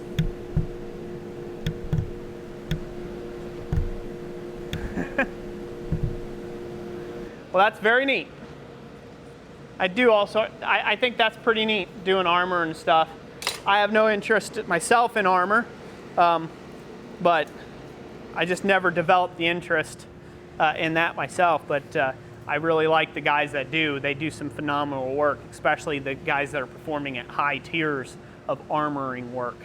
They can really make some really impressive, beautiful, articulating armor that in some ways could put the medieval armorers to shame. So just with more modern techniques, more uniform materials they can work with and things like that, really come out with some real outstanding pieces of beauty. So good luck to you on that one. So we're gonna go ahead and continue drifting this. We're gonna go back over the anvil real quick.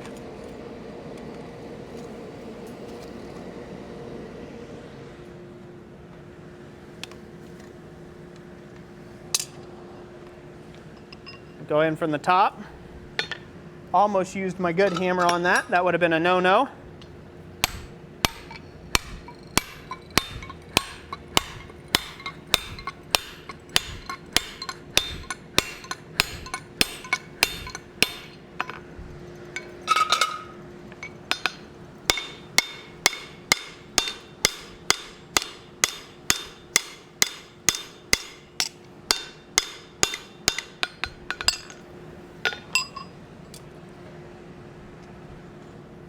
There we go. It's starting to really come through, starting to look really nice.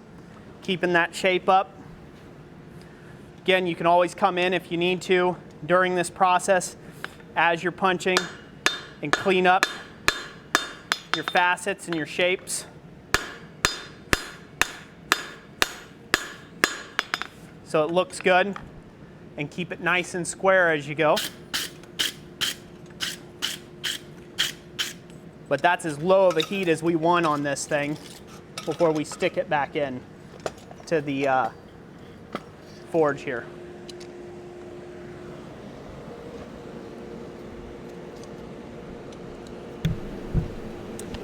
Daniel Moss asks, how long do you get out of a hammer eye drift? I can make 25 to 35 hammers out if a drift, which lasts about 2 months. What type of drift material is he using? What type of drift material are you using, Daniel? I'll let you know when he replies. Okay.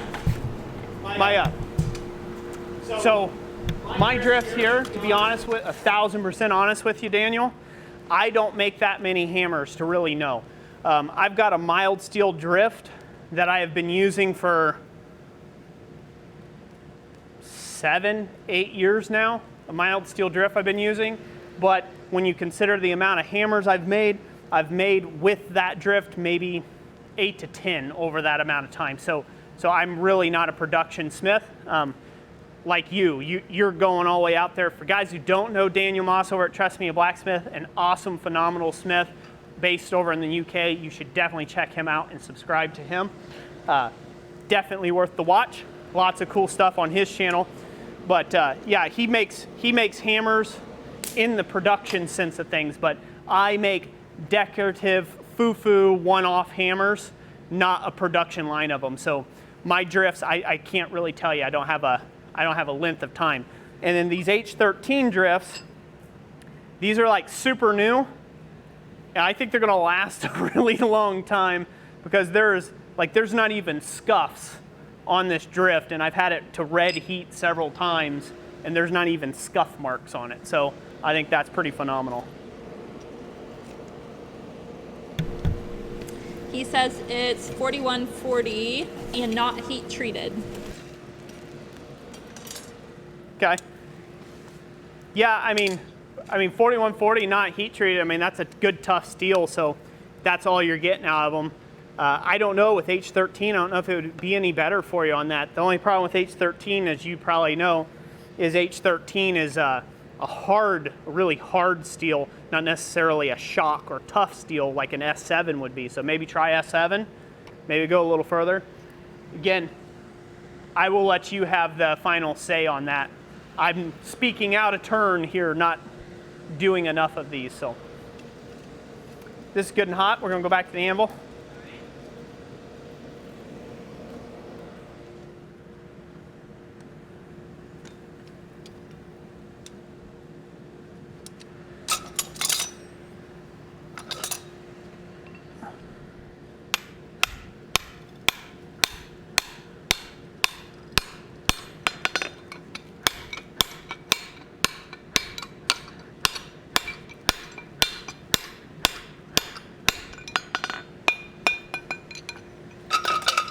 Give it a little bit of a release.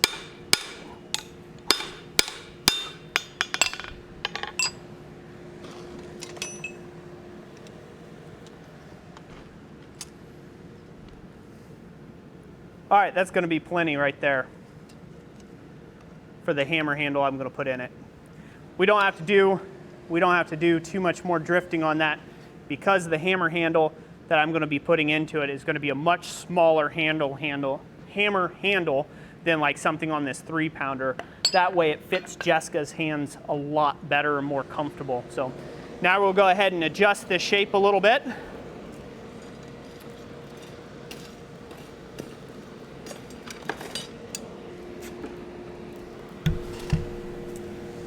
Daniel Moss says, I've gone off H13, it just wrecks everything. Yeah. Well, and that's the thing too, like, you know, H13, it's a pretty tough booger. I mean, it's hard. It's really hard stuff. So, you know, you hammering it against dies or things like that, hammering it against hammer faces that you're hitting it with, it can really mess up hammer faces, anvils, you name it, because it's such a hard material. So I would say maybe S7, but I think it's one of those things, finding that sweet spot of your hammer dies that you're using in your power hammer, or your anvil and hammer itself has got to match the tooling that you're using it for pretty darn good. Otherwise you end up in a situation where it's wrecking everything in your shop, and it's an absolute nightmare. It's an absolute nightmare to work with. So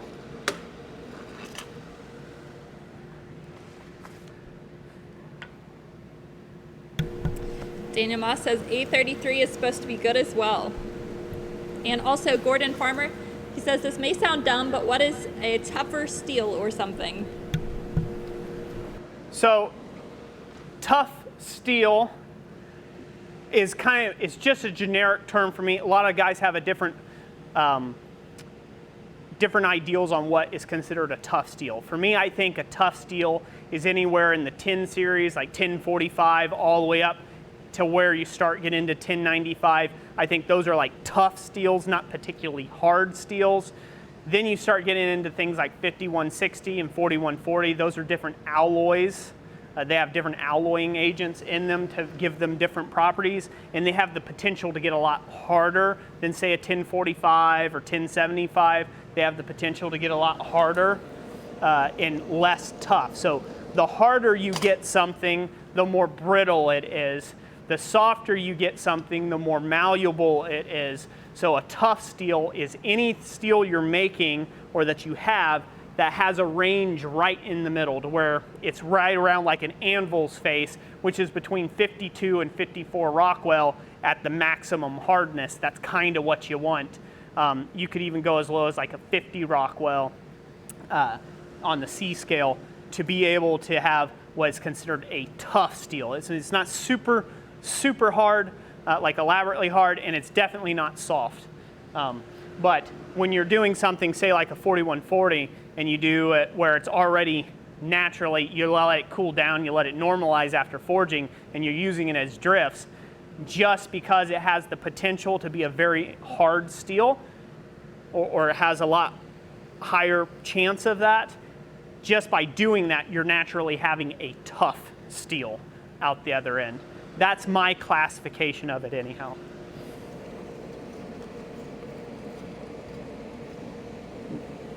We're good and hot, we're going back.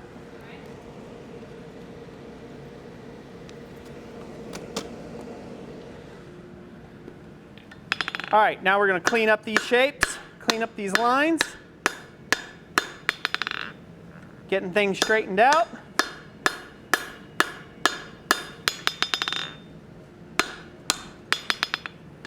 We want to stay off the eye that we punched because we don't want to take and deform it. I'm just aiming at squeezing this material out here, just getting the thing straightened up. It's looking pretty good. I'll flip it around. And we're going to clean it up over here as well. Just going to get it cleaned up.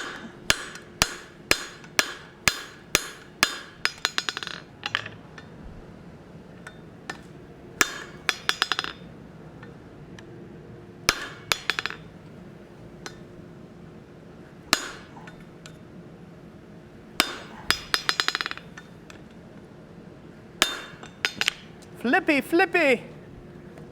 Grab this piece. Excuse me for a second. Ladies and gentlemen. Grab this to where I can brush it.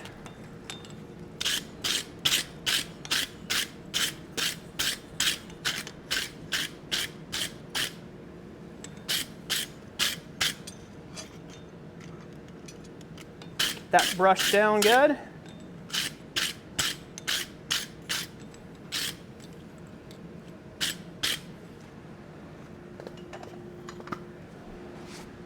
There we have it. That is basically a rough forging there of this Nordic style hammer.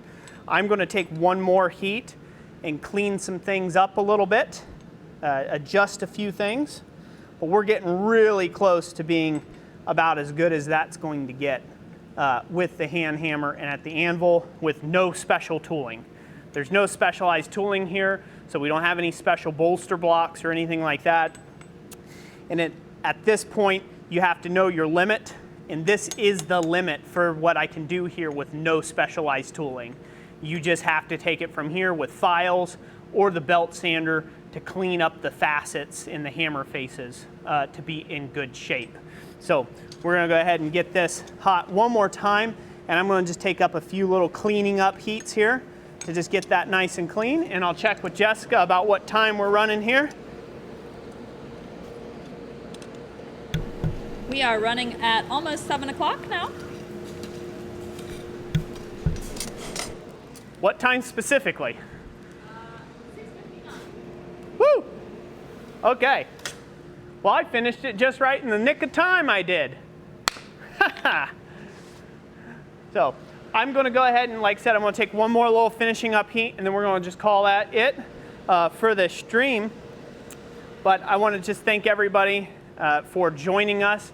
We're going to be doing streams every other Friday night right now throughout the rest of this summer, except when I'm out of town, clearly. But I think we've got a plan where those are scheduled out. Again, we will have that on the events page. We'll have them at the end of these streams and linked up in the description what the next live stream date will be. So all you got to do is tickle that little down arrow and go check what's in the description down below. Also, it's a good reason to go check what's in the description down below, because we will be giving away this guillotine tool. So hopefully you guys can see that well. We will be giving away this guillotine tool here, and all you have to do to enter to win the guillotine tool, that was way too loud.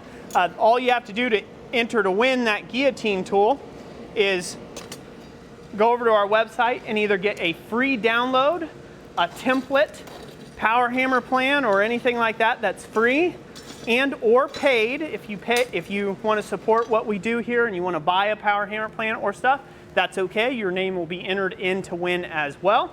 And each entry, each order, individual order, counts as one entry. So that's kind of how you can get your name entered multiple times, put in the hat. And we will be drawing that live August 30th, 5 p.m. to 7 p.m. And we should have a bunch of door prizes as well. So that should be awesome. So please come, please enjoy the stream. Come check us out. We're going to be back in doing the thing that I love the most, which is giving stuff away. I love giving things away. It makes me feel good. It makes me feel like a good person. I like those sort of things. So I'm going to take one more little cleaning up heat, and we will conclude this stream here after it. We'll just clean this up just a bit more. We'll do a little Q&A, Jessica, just right after I clean up this hammer here, okay? For just a few moments before we end the stream. So I'm going to get this cleaned up, straightened.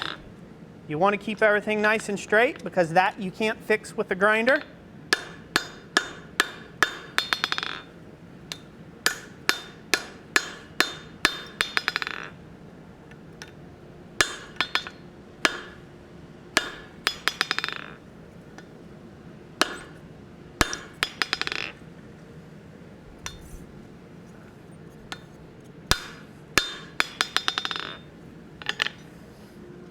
Perfect. We're going to leave that at that. Now it's ready for the grind.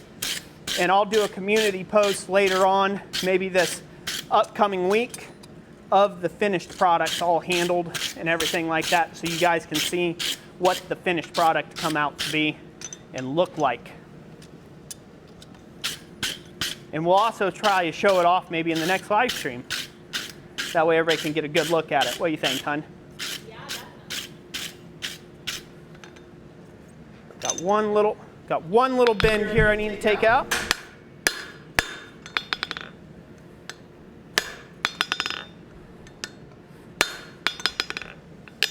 There.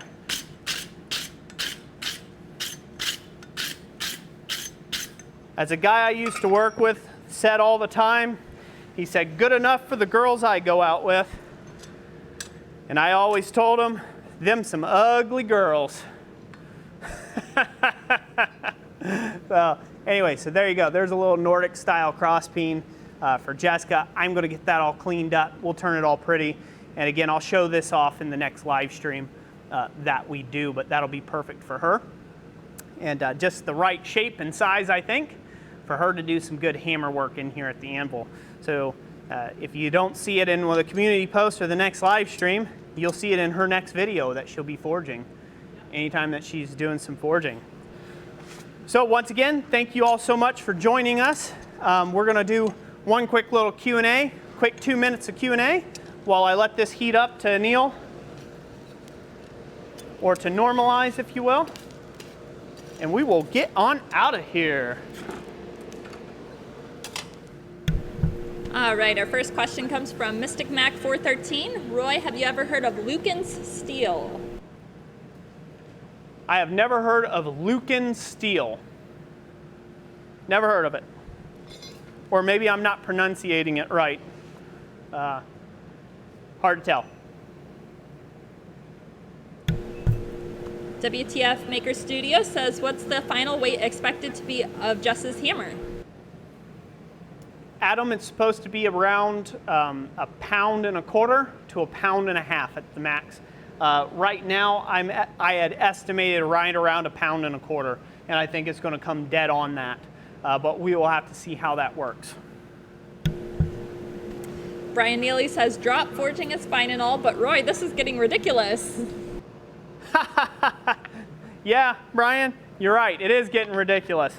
It's kind of the problem when you're working with open-end tongs, that they don't hold the material in any way that holds a corner, or actually it wraps or encompasses the material, and you're just kind of holding it by whatever little facet you can grab. Just kind of a pain in the butt, but you know, you learn to live with it and love with it and do what you can with it, basically. I'm going to shut off this little blower here. We'll turn that down so this way we can talk a little bit better, a little bit on the easier side of things. Dana Maggiore says, got to go, great live stream, everyone be safe. Awesome, Dana Maggiore, thank you for being here, brother. God bless you. We'll be talking to you soon, and I hope you have a great evening. And that same goes for everybody. I hope everyone has a great evening this evening. Thank you so much for joining us at this live stream. I hope everybody had tons of fun. If you did, comment in the comment section down below. Let us know how we done. And for the love of all things good in this world, hit that like button, if you will. That's a great way of showing your love and support, and it signals to YouTube that you actually care to get notified about this sort of content that's going on there. So, Uncle Buck's Forge, $10 super chat, and says, made it back just in time. Awesome. Thank you so much, Uncle Buck's Forge. Thank you for being here. Thank you for the $10 super chat. And yeah, you'll have to watch the whole stream on the replay, I guess. I mean, we did this whole Nordic style hammer, and we announced anybody who's just joining us, by the way, we announced all of the giveaway details at the beginning of the stream as well. Also, I'll give one more mention out to Jessica's little keychains that she's making. She will have 50 of them available for sale over at our website, blacksmithpdfs.com. So you can go check those out over there. And they are a great thing to get a hold of. So, very noisy out on the road today. I don't know if you guys can hear that or not. Got some Yahoo jackwagon. That's the example of a jackwagon interrupting Roy's live stream. What's going on here? I'm about to have a rant. A nuclear meltdown.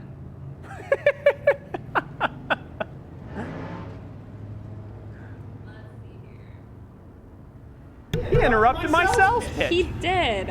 Darn it. By the way, the link for the keychain, I have a direct link down below, just if you want to try to like jump straight to that to look at it. And Curiosity Forge, you got here just in time. Like, yeah, just in the nick of time to say hi to us. Hey, Curiosity Forge, good to have you in the stream, sir. Just in the nick of time indeed. There we go. We're gonna let this piece cool now. Just setting it on the top of the dying fire. And let that rest. That's going to work out great. Metal Man asked, would a spring steel hammer bounce back and hit you in the face? All right, he said, would a spring steel hammer bounce back and hit you in the face? A spring steel hammer will not bounce back and hit you in the face. If you're sitting here and you whack the anvil, any hammer can come back and smack you in the face. So don't put your head over your return route, okay? And you ought to be all right. You won't have to get a new grill. Curiosity Forge says, I've eaten dinner at tables smaller than the working deck on that anvil. Yeah, Olga is a big girl. I like her pretty well. I think this is going to be my lifetime anvil. I'm going to keep her up in good shape. If anything, I'll end up getting a larger anvil, but we're never going to replace this one. This will probably still be my main worker for most of everything. So I've seen a few big lunkers that I would love to have, and I'm talking 940 pounds. Yeah, big anvil addiction. But I've got all the anvil that I'll ever actually need in my forging. So there's a couple of comments about the person driving outside. Somebody said throw eggs at the jack wagon. Somebody else said call the cops. And Tommy Wright says, go ahead, we haven't heard you rant in a while. Well, you know, that's just, well, I can't say it on YouTube because I'll probably be demonetized what I would do in that instance. You know, we're in a PC culture, so Roy will just keep it nice and family friendly. That's right. Yeah. Don't do what I would do, kids. Never do what Roy would do.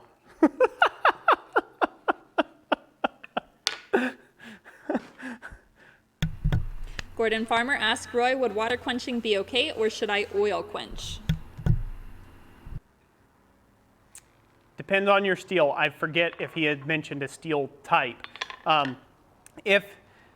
Check the manufacturer's specs on the steel that you're using, because some stuff that people always champion as it's an oil quench only steel is not. Some of them can be oil, water, brine.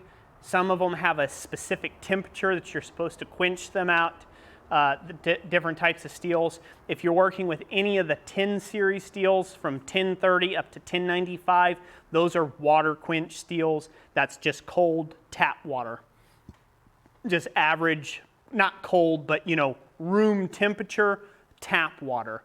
So you know, 70 degrees or 60 degrees, something like that, tap water. That's all it's required for those steels. When you get into stuff like 5160, 4140, all these other types of steels that have all these different alloying agents, they all have very, very specific heat treating guides of how to take and heat treat those. So it's really not just an oil or water quench. It might be a brine quench, depending on the tool that you're trying to make. If you're making a drift, don't quench it at all. You don't want the thing to be hard, you want it to be tough, right? So pick a naturally hard steel and leave it as forged or normalized, and it will be tough enough for a drift. But if you're making something like a slitter or something that has to take and engage metal cold or next to being cold, then you need a lot harder steel, and so therefore you need to look at, you know, quenching in either oil or water, depending on what the steel's quality is. If you're having a 1045, which is one of my favorite steels to work with, if you're doing like 1045, that's always water quench. So I always water quench 1045, and it works out great.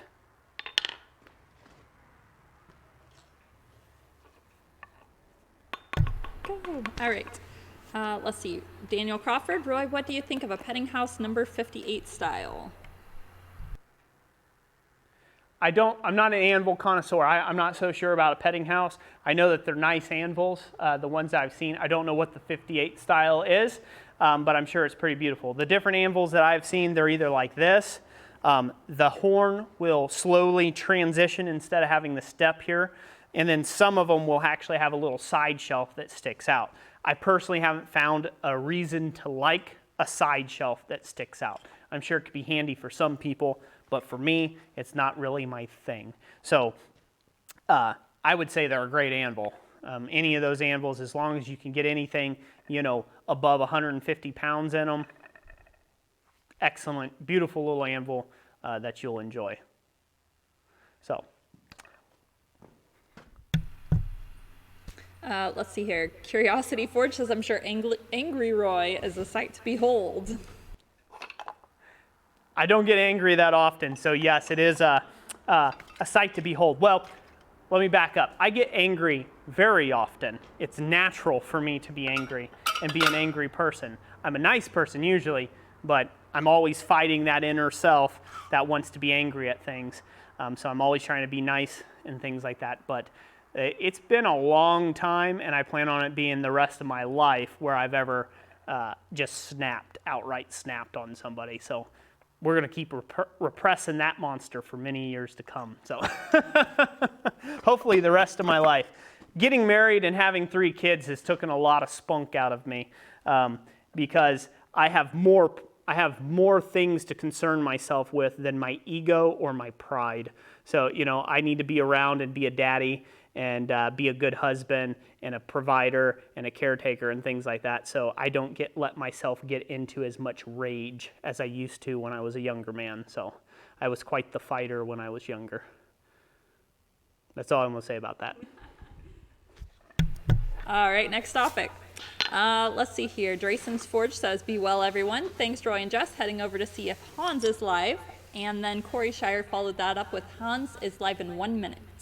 Awesome. Yeah, so if you're leaving this stream, go check out Hans over at Charming Hollow Forge. We'll be over there after a little bit, maybe come say hi. Definitely that way, so go check him out if he's going live. And yeah, I think we're going to call that it here. I just want to thank you all so very much for all the blessings of the super chats that were in this live stream. Thank you everyone who showed up to this live stream. I don't have an official count or a like or anything like that, but I know that it has been great, and I know it's been great just taking and being able to teach you all this evening. I look forward to the next time we get to go live, which is August 30th, 5 to 7 p.m. Eastern Standard Time, where we will be giving away, and I'm just dropping stuff all night tonight. I don't even care now. We're going to be giving away this guillotine tool. Again, check out our website, www.blacksmithpds.com. The link for that is in the description to go over there and get entered to win, along with all the contest details down there as well. And again, thank you all so very much for joining us, and we will catch you all on the next one. Thank you for watching. God bless you. Bye-bye.